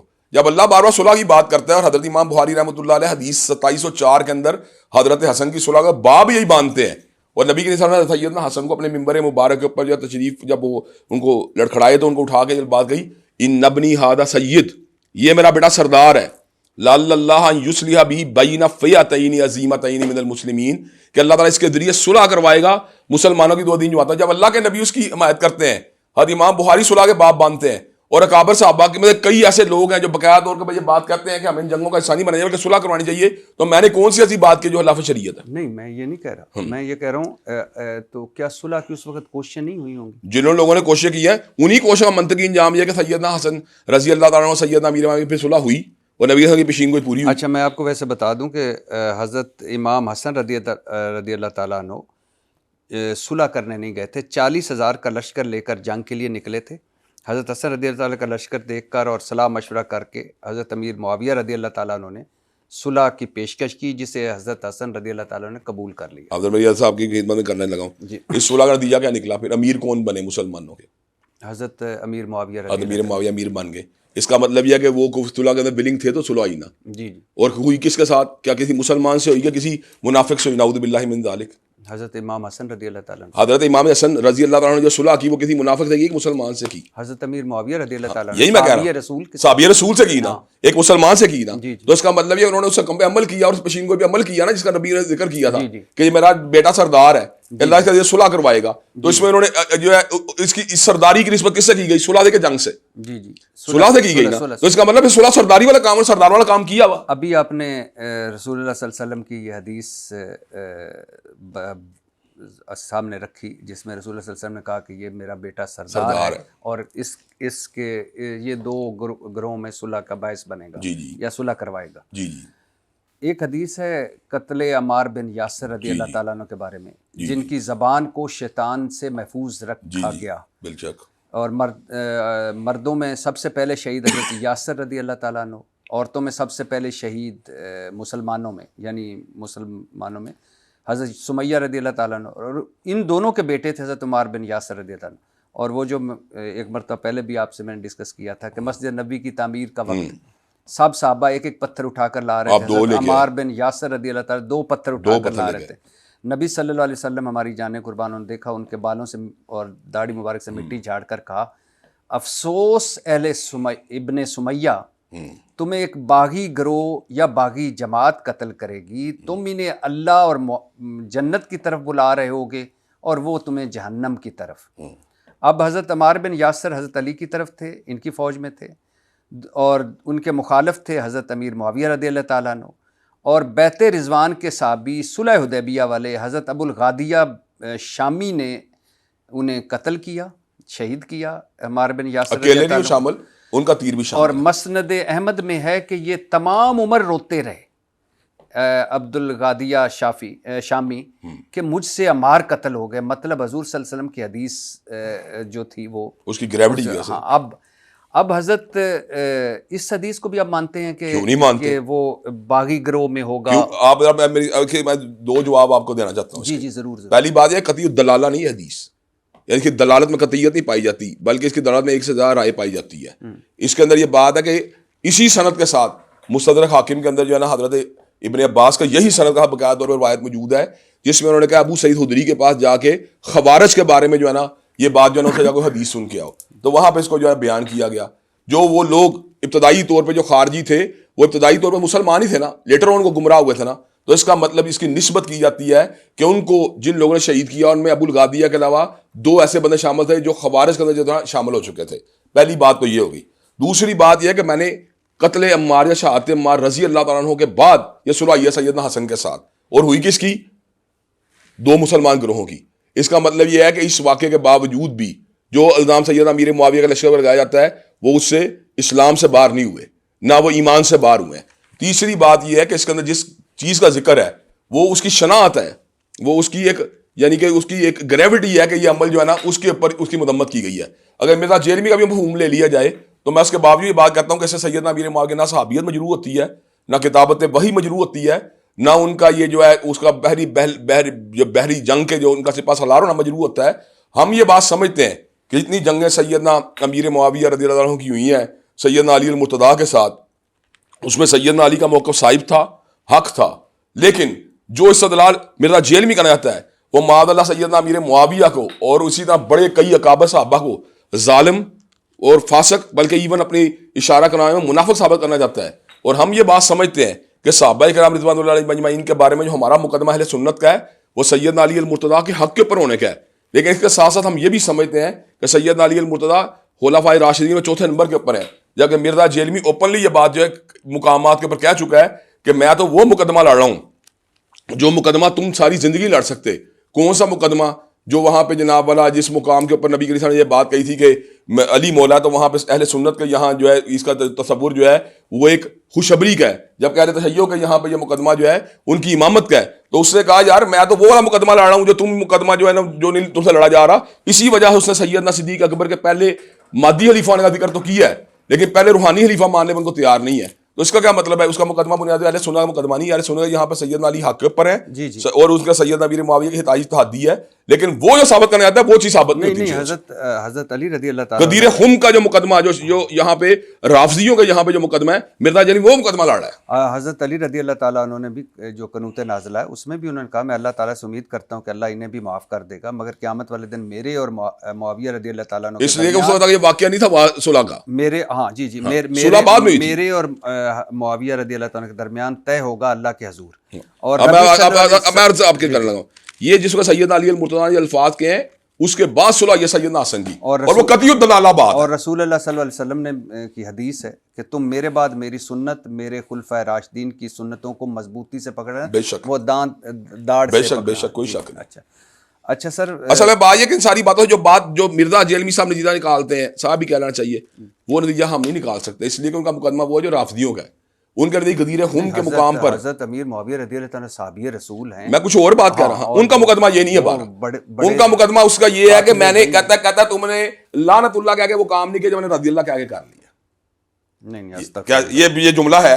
آپ چیک کر لیں. میں نے نہیں سنا. میں نے سنا ہے, میں نے سنا. آپ کو کچھ تھوڑے میرے کانوں پر بھی اعتبار کرنے چاہیے. جی میں کرتا ہوں, میں آپ کی رائے کا احترام کرتا ہوں. میں ضرور رائے کا نہیں, کانوں کا بھی کریں. میں ضرور اپنے کانوں میں بھی یہ سننا چاہوں گا. سوال سن لیں آپ جائیں سنیں. اچھا سر, عبداللہ بن محمد بن عبد الوہاب, اچھا آپ کے محمد بن عبد الوہاب کے 6 بیٹے تھے, عبداللہ, عبدالعزیز, ابراہیم, علی, حسین اور حسن.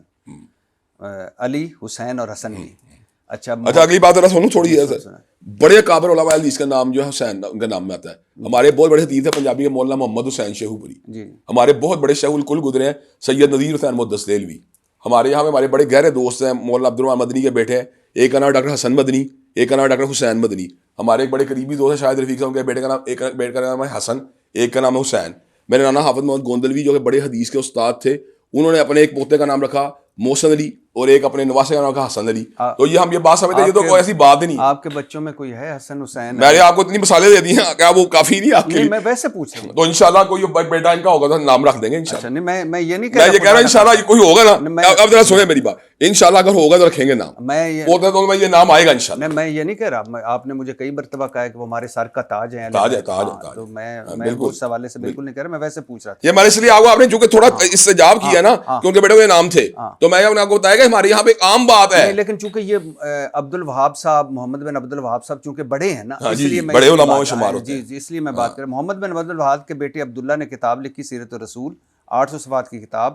ایوارڈ یافتہ سیرت پر جو کتاب ہے صفی الرحمان مبارک پوری کی کتاب الرحیق المختوم, اس میں عبداللہ بن محمد بن عبد الوہاب کی کتاب کے جگہ جگہ حوالے ہیں.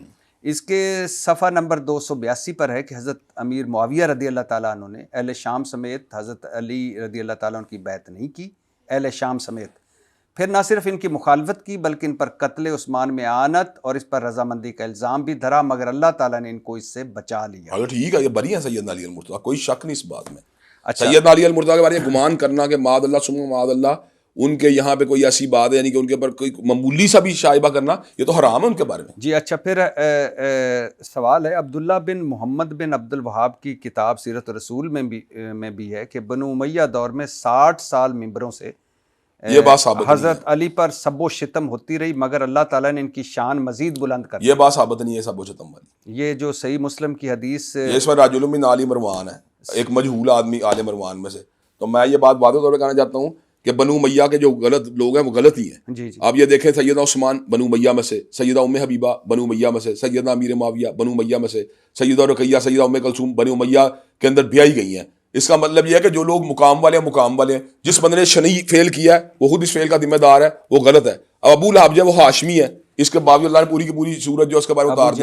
ہاں, یہ لوگ جو کسی بھی قبیلے سے ہوں اس سے پورے قبیلے کو ٹارگٹ کرنا یہ جہالت ہے. اسلام ان نسبیتوں کو توڑنے کے لیے آیا ہے. اسلام نے کبھی نہیں کہا کسی قبیلے کو پورا کا پورا ٹیگ کر کے کہو پورا قبیلہ بنو امیہ کو اب بدی کے علامت میں, یہ نہیں کرنا چاہیے. یہ کون کرتے ہیں؟ یہ مرزا جیلوی صاحب کرتے ہیں. نہیں میں نے رضی اللہ تعالیٰ عنہ سنا نہیں, آپ بتائیں بنو امیہ کا نہیں ٹارگٹ کرتے, آل امیہ ان کا لفظ ہوتا ہے. ایون کہ انہوں نے محمد بن قاسم کو معاف نہیں کیا.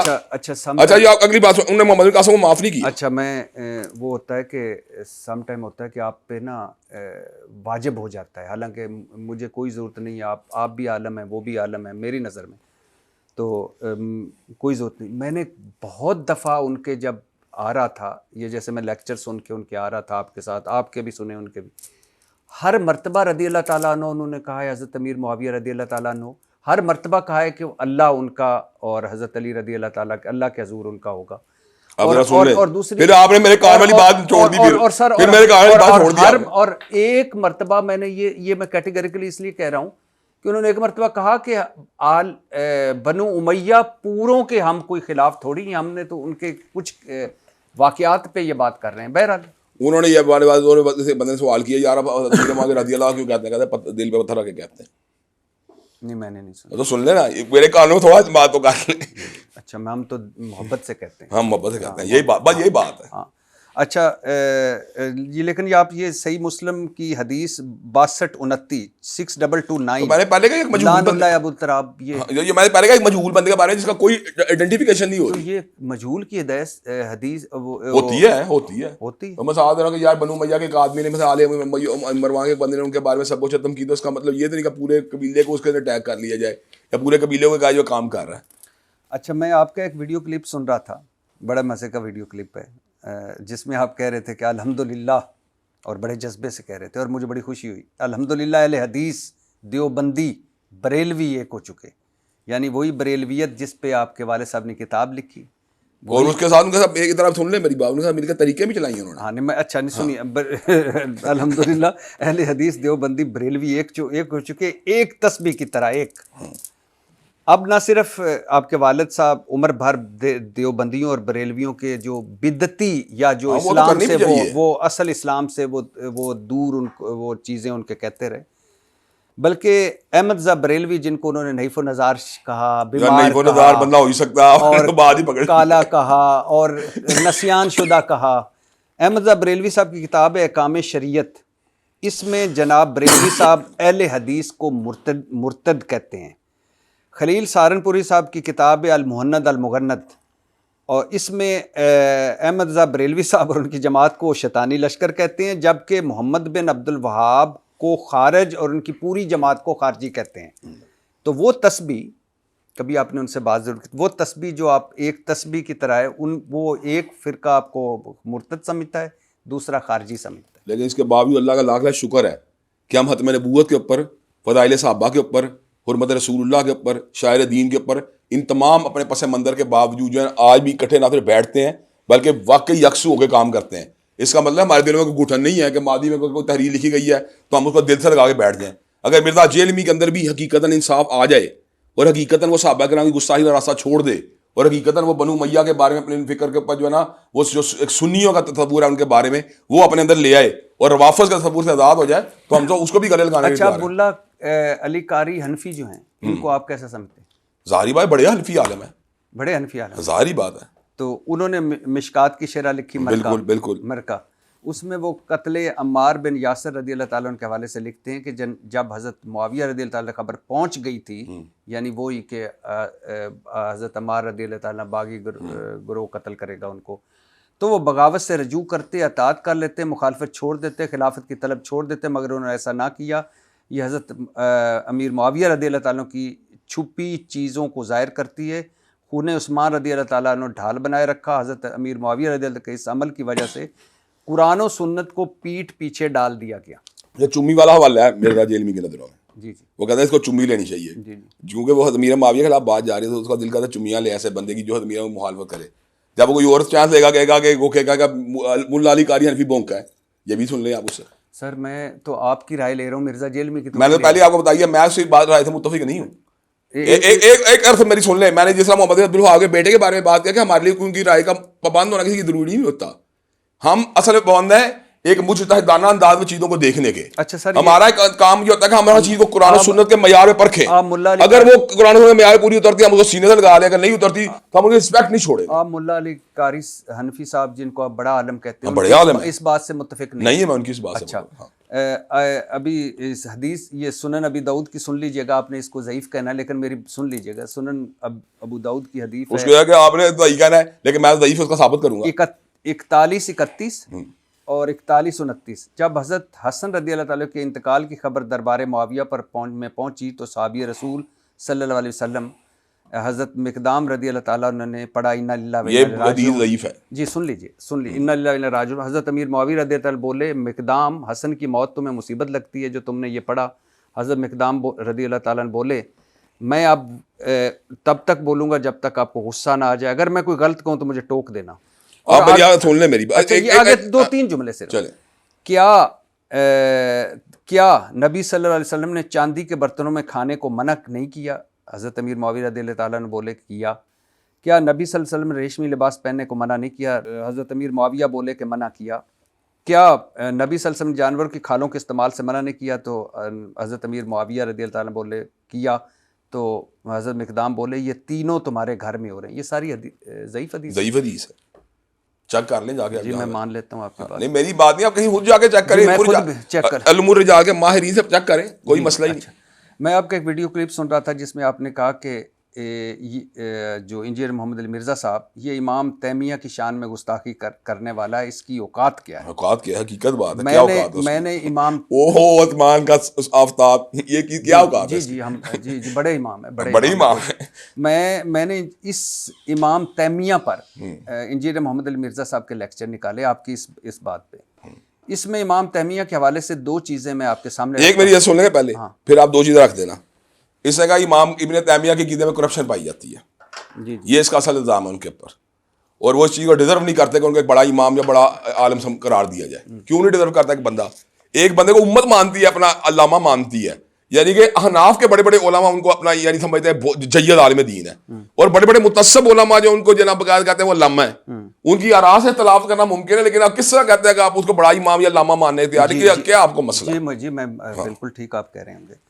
امام جو دو چیزیں وہ میں آپ کے سامنے رکھ رہا ہوں۔ امام تیمیہ کی کتاب ہے اقتداء صراط المستقیم، دارالاسلام پبلیکیشن نے شائع کیا، اس کے صفحہ نمبر 73 پہ امام صاحب لکھ رہے ہیں، میلاد چیپٹر ہے جس میں وہ کہتے ہیں یہ عیسائیوں سے مسلمانوں نے لیا، اللہ تعالیٰ نے اس پر اللہ تعالیٰ اس بدعت پر نہیں، اس محبت اور اجتہاد پر انہیں ثواب دے گا۔ نہ تو ان کا یہ موقف ٹھیک ہی نہیں ہے، ٹھیک نہیں، چلو ٹھیک ہے۔ اچھا، پھر امام تیمیہ، آپ جیسے میں بھی اس بات کو مانتا ہوں، آپ بھی مانتے ہیں کہ ہر بدعت گمراہی اور ہر گمراہی دوزخ میں لے جانے والی کوئی ہے۔ شک نہیں۔ امام تیمیہ نے اپنی اسی کتاب میں لکھا کہ حضرت عبداللہ بن عمر جو اپنے سفر حج کے دوران ان جگہوں پر نماز پڑھا کرتے تھے جہاں نبی صلی اللہ علیہ وسلم نے سفر حج کے دوران نمازیں پڑھی، حتیٰ کہ مسند احمد میں ہے کہ ان جگہوں پر پیشاب بھی کیا جہاں نبی صلی اللہ علیہ وسلم کا پیشاب کیا، سنت کے طور پر، ان ثواب کے طور پر۔ اس کو امام تیمیہ نے بدعت قرار دیا۔ عبداللہ بن عمر رضی اللہ تعالیٰ عنہ کو صحیح بخاری میں رجل الصالح کہا گیا ہے، مطلب نیک انسان، صالح آدمی۔ آپ اس موقف کو مانتے ہیں امام دیکھیں، میں تیمیہ؟ پہلے آپ کو اس بات میں ایک جواب دوں گا، یعنی کہ اس کا پہلا حصہ پھر دوسرا بھی دیتا تھا۔ جی، پہلی بات تو یہ کہ امام تیمیہ رحمۃ اللہ علیہ کے بہت بڑے مجتہد اور بہت بڑی امام ہونے کے باوجود ان کی ہائے رائے سے متفق ہونا ضروری نہیں۔ پھر وہی بات کہ ہمارے لیے کتاب و سنت معیار ہے، جی جب تک ہم کتاب و سنت کا معیار نہیں مانیں گے اس وقت تک ہمارا جو راستہ کلیئر نہیں ہو سکتا۔ دوسری بات ہوتی ہے، کئی جو فتاوی جات ہوتے ہیں ان کے بارے میں یہ بات ضرور دیکھنی چاہیے کہ اگر کسی شخص میں کوئی ایک عمل ایسا پایا جائے جس کو بدعت قرار دیا جائے، اس سے اس کی صالحیت متاثر نہیں ہو جاتی۔ کسی ایک عمل کے اندر ہو سکتا ہے کہ میں کسی مقام کے اوپر اپنی مس انڈرسٹینڈنگ کی وجہ سے کسی بدعت کا شکار ہو جاؤں۔ تیسری بات ہے سیدنا عبداللہ بن عمر کا یہ عمل، جو اصل سوال ہے کہ کیا یہ بدعت تھا کہ نہیں، تو اس کے بارے میں توقف کرنے کی ضرورت ہے، مجھے غور و خوض کرنے کی ضرورت ہے۔ مجھے نہیں چاہیے کہ میں جٹ پٹ ہر بات پہ اپنی رائے دے دوں کہ یہ نہیں تھا یا ہاں تھا۔ مجھے چاہیے کہ میں اس کے اوپر غور کروں کہ انہوں نے ایسا کیوں کیا ہے۔ جب تک میں اس کی تحلیل نہیں کر لوں اپنی رائے نہیں دے سکتا۔ جی بالکل ٹھیک ہے، مجھے احترام ہے آپ کو۔ اچھا، یہاں مجھے یاد ہے کہ ڈاکٹر ذاکر نائک نے کربلا مارکے کو پولیٹیکل جنگ کہا تھا، اقتدار کی جنگ کہا تھا، اور یزید کے نام کے ساتھ مے اللہ پلیزڈ ود ہم۔ آپ کی بھی یہی رائے ہے؟ میں اس رائے کے ساتھ ان سے اتفاق نہیں کرتا۔ اس کی وجہ کہ میرا موقع امام تیمیہ رحمۃ اللہ علیہ لا نحبہ ولا نسبہ، ہم اسے محبت کے دعوے دار نہیں ہیں، اور گالی اس لیے نہیں دیتے کہ مختلف ہی مسئلہ ہے، لیکن ہمارا اس کے ساتھ کوئی وکالت والا رشتہ نہیں ہے۔ اچھا، ایک یہاں اور بھی سنتے جائیے، تقویۃ الایمان، اسماعیل دہلوی صاحب کی کتاب ہے اور بڑی اہم کتاب ہے آپ کے اہل حدیث میں۔ اس میں ہے کہ بڑے سے بڑا انسان ہو یا کوئی مقرب فرشتہ ہو، اللہ کے نزدیک ایک چمار سے بھی زیادہ ذلیل ہے۔ میں یہ بات سمجھتا ہوں کہ یہ سلوک ٹھیک نہیں ان کا۔ باقی ان کی کتابیں بڑی فائدہ مند باتیں بھی انہوں نے کی ہیں، مفید باتیں بھی کی ہیں، اللہ کی توحید کا انہوں نے اعلان بھی کیا ہے، لیکن میں سمجھتا ہوں کہ ان کی یہاں شاید ڈیروگیٹری انٹینشن تو نہیں تھی، لیکن ایسا سلوک نہیں ہونا چاہیے جس سے لوگ ہرٹ ہوں۔ اچھا سر، اب کوئی دو چار سوال اگر آپ اجازت دیں۔ جی کیوں نہیں، آپ کی مرضی ہے۔ جلال اجازت دیں۔ نہیں جلال کی تو بات ہی کوئی نہیں۔ اچھا، ایک تاثر ہے کہ جیسے کچھ شیعہ علماء کو فنڈنگ آتی ہے مجھے نہیں پتا، ایران سے، ایسے ہی اہل حدیث کے کچھ اکابرین کو سعودی عرب سے فنڈنگ آتی ہے۔ آپ کو کتنی فنڈنگ آتی ہے؟ میرا خیال یہ ہے کہ ایجنسیاں ہمارے ملک کی ان چیزوں سے غافل نہیں ہیں، اور کا پورا ٹریک ریکارڈ ہوتا ہے۔ میرا بینکیں بھی کچھ نہ کچھ انوالو ہوتی ہوں گی، چلے ہنڈی یا جو بھی طریقہ کار ہے، تو اس کو ٹریک کرنا مشکل کوئی نہیں ہے۔ اچھا، ویسے جن کو آتی ہے یہ تو طے ہے کہ آتی ہے، مجھے نہیں پتا آتی ہے کس کو۔ نہیں، آپ کہتے طے ہے، میں کہتا نہیں طے نہیں، لیکن ان کا ہم نے کیا اکھاڑ لی ہے؟ نہیں، کچھ بھی نہیں اکھاڑا، لیکن ہم ایسا الزام کیوں قبول کریں جو ہوا ہی نہیں۔ آپ کو نہیں آتی؟ مجھے نہیں آتی، نہ مجھے انٹرسٹ ہے، سچی بات مجھے انٹرسٹ بھی کوئی نہیں۔ اچھا، لیکن آپ کا ایک اسلامی ادارہ بھی ہے اور ریئل اسٹیٹ کا کاروبار بھی ہے، چاولوں کا کاروبار بھی ہے، بھی رہا ہے، رہا ہے، اور ماشاءاللہ خرچے ہیں اتنے ٹھاٹھ باٹ ہیں۔ تو یہ کہاں سے پورا ہوتا ہے؟ ٹھاٹ باٹ سے مراد ہم نے 2 کپڑے پہن لیے ہیں یا 2 گاڑیاں رکھی ہوئی ہیں تو اس کا مطلب یہ کہ ہم وہ افورڈ نہیں کر سکتے ایک بزنس سے. نہیں میں ویسے پوچھ رہا ہوں کہاں سے. اللہ کا شکر بزنس ٹھیک جا رہا ہے میرا, جتنی دیر سے کر رہا ہوں اتنی آمدن ہو جاتی ہے کہ اپنے اخراجات پورے کر سکوں. ارد گرد ویسے مندے کا رجحان ہے. کبھی مندہ بھی ہو جاتا ہے, سچی بات ہے, کبھی اپنا بھی مندہ ہو جاتا ہے, کبھی چل پڑتا ہے, کبھی مندہ ہو جاتا ہے. لیکن میں جب چلتا ہوگا تو پراپرٹی کار میں اللہ نے گنجائش رکھی ہوئی ہے, جب چلتا ہے تو وہ 4-5-6 مہینے 6 کو آ جاتا ہے. اچھا سر, سنا ہے کہ نواز شریف کے خلاف دھرنوں میں طاہر القادری نے آپ کو انوائٹ کیا تھا. بالکل انوائٹ کیوں کیا. نہیں گئے تھے؟ اس لیے نہیں کیا کہ میں ان کے روڈ میپ سے کوئی اتنا کنوینس نہیں تھا ہوا. دوسری بات یہ تھی کہ مستقبل ماضی نے بھی پھر یہ بات ثابت بھی کی کہ ان کے اندر کنسسٹنسی نہیں پائی جاتی, وہ اپنی بات کے اوپر پوری قائم ہے. تیسری بات ان کا کوئی ایسا سالڈ نظریہ نہیں تھا. جب انہوں نے اپنی جدوجہد ابتدائی طور شروع کی تو انہوں نے مصطفی انقلاب کی بات کی تھی, پھر وہ لیٹر آن گرین ریولوشن میں منتقل ہو گئے. تو میں یہ بات سمجھتا ہوں کہ بندے کا شناخت جو ہے جس چیز سے ہوئی ہے بندے کو اسی پہ رہنا چاہیے. جب انہوں نے اپنا یہ سارا کا سارا اس کے اندر میں نے زگ زیگ دیکھا تو پھر میں نہیں چلا ان کے ساتھ. لیکن وہ جب دھرنے میں گئے تھے میرے خیال سے اس وقت تو ثانیہ ماڈل ٹاؤن ہوا تھا. وہ تو ہوا تھا لیکن اس وقت انہوں نے مصطفی انقلاب کی یا گرین ریولوشن کی بات کرنی شروع کر دی تھی. لیکن آپ ثانیہ ماڈل ٹاؤن میں تو ان کے ساتھ ہیں نا. ثانیہ ماڈل ٹاؤن میں تو یار ہم ہر بندے کے ساتھ ہوں گے جس کا بھی کوئی بندہ بغیر جرم میں قتل ہوا. ثانیہ ماڈل ٹاؤن چھوڑ کے ثانیہ کراچی ہو یا ثانیہ اب مولانا سمیع الحق صاحب کے جو ہوئی ہے بیٹے کی شاد, میں اللہ کا شکر ہے رمضان المبارک کے اندر باقاعدہ اپنی ساری مسئلے چھوڑ کے ان کے مدرسے پہنچا ہوں, وہاں جا کے انہیں کنسول کیا, وہاں جا کے اپنی ان کے ساتھ جو ایفیلیشن کا اظہار کیا ہے. جہاں کہیں ظلم ہو ہمیں اس کی جو مکمل مرمت کرنی چاہیے. مشتاق احمد خان صاحب کے بھائی شہید ہوئے ہیں, ہم ان کے ساتھ ہیں اس مسئلے. تو جہاں جس کا ظلم ہوا ہم اس کے ساتھ ہیں. الیکشن بھی لڑتے ہیں آپ؟ جی جی. کتنی مرتبہ ہار چکے ہیں؟ الیکشن کا تو ہارتا جیتا رہتا بندہ, اس میں کوئی ایسی بات. کتنی مرتبہ ہارے ہیں؟ میں دیکھیں یہ ابھی تک جماعتی طور کے اوپر جو میں نے الیکشن جو لڑا ہے, ایک پچھلا الیکشن لڑا اس وقت تو پھر میری جماعت رجسٹرڈ نہیں ہو سکی. ابھی تک میری جماعت رجسٹرڈ نہیں ہو سکی. جماعت میری رجسٹرڈ ہوگی تو انشاءاللہ اس کے بعد پھر ساری چیزیں سامنے. لیکن ابھی تک کتنی دفعہ آپ الیکشن لڑ چکے ہیں؟ میں اس وقت جو ہے باقاعدہ طور پہ 3 دفعہ الیکشن لڑ چکا ہوں. اور تینوں مرتبہ ہارے ہیں. ہاں. اور میکسیمم ووٹ کتنے ملے؟ 12,000 ووٹ ملے ہیں مجھے شہباز شریف کے مقابلے. ہاں. کیا وجہ ہے کہ اسلامی جمہوریہ پاکستان, علامہ احسان الہی ظہیر اور ابتسام دیکھیں بنیادی طور پہ بات یہ کہ ہم پیسے ضائع نہیں کرتے الیکشن میں, وہ پیسے ضائع کرتے ہیں اس کے ذریعے خریدتے ہیں ووٹوں کو. وہ بتائیں نا جو آپ کہتے تھے کہ جب میں بھی خرید سکتا. میں یہی بتاؤں, یہ پھر واضح بات ہے, یہ تو باتیں دمنی تو یہ مذاق کے طور پہ لائٹر نوٹ میں ہوتی ہیں یہ باتیں. لیکن آپ یہ بتائیں ایک بندہ جو ہے وہ ووٹروں کو بھی خریدتا ہے اور اس کے بعد ریگنگ بھی کرتا ہے اور اس کے بعد وہاں جا کے وہ بھی خرید لیتا ہے, یعنی الیکشن بھی خرید لیتا ہے. آپ سمجھتے ہیں کہ شہباز شریف نے خرید کر آپ؟ ہاں تو خریدا ہوگا, اس میں کون سی ایسی بات ہے. اس لیے کہ کرائم بھی ایسے جو انڈیکیٹ کرتا ہے خریدا ہوا ہے. یعنی آپ وہ انہوں نے ووٹ خریدے اور آپ ہار گئے. ووٹ خریدے بھی اور بعد میں بھی خریدا, الیکشن بھی خریدا. اچھا الیکشن بھی خرید لیا, ووٹ بھی خرید لیا اور آپ ہار گئے. ہاں ظاہری بات. اور اگر فیئر ہوتے آپ جیت جاتے. فیئر ہوتا کچھ اور رزلٹ ہوتا, میں نہیں کہا جیت جاتا, رزلٹ کچھ اور ہوتا. کچھ اور تو وہی ہوتا نہیں, یا وہ جیت نہیں کہہ رہے ہمارے ووٹ بہت آتے ہیں, وہ اتنے نہ نظر آتے. 8 فروری 2024 کے الیکشن کو آپ کس طرح دیکھتے ہیں, کون جیتا تھا؟ میں یہ بات سمجھتا ہوں کہ بہت سے مقامات ریگنگ ہوئی ہے, بہت سے مقامات چیزیں مینیپولیٹ کی گئی ہیں, بہت سے مقامات چیزوں کو مینیج کیا گیا. کون جیتا ہے, پارٹی کون جیتا؟ دیکھیں یار یہ تو بات کرنا اس لیے کچھ مشکل ہوتا ہے کہ ہم تو اپنے حلقوں کے اوپر گہری نظر رکھتے ہیں, اور انشاءاللہ اللہ تعالیٰ نے چاہا تو ہماری قرآن سننا موومنٹ بھی آئندہ پورے ملک سے الیکشن لڑنے کے لیے اپنے آپ کو تیار کر بھی رہے ہیں.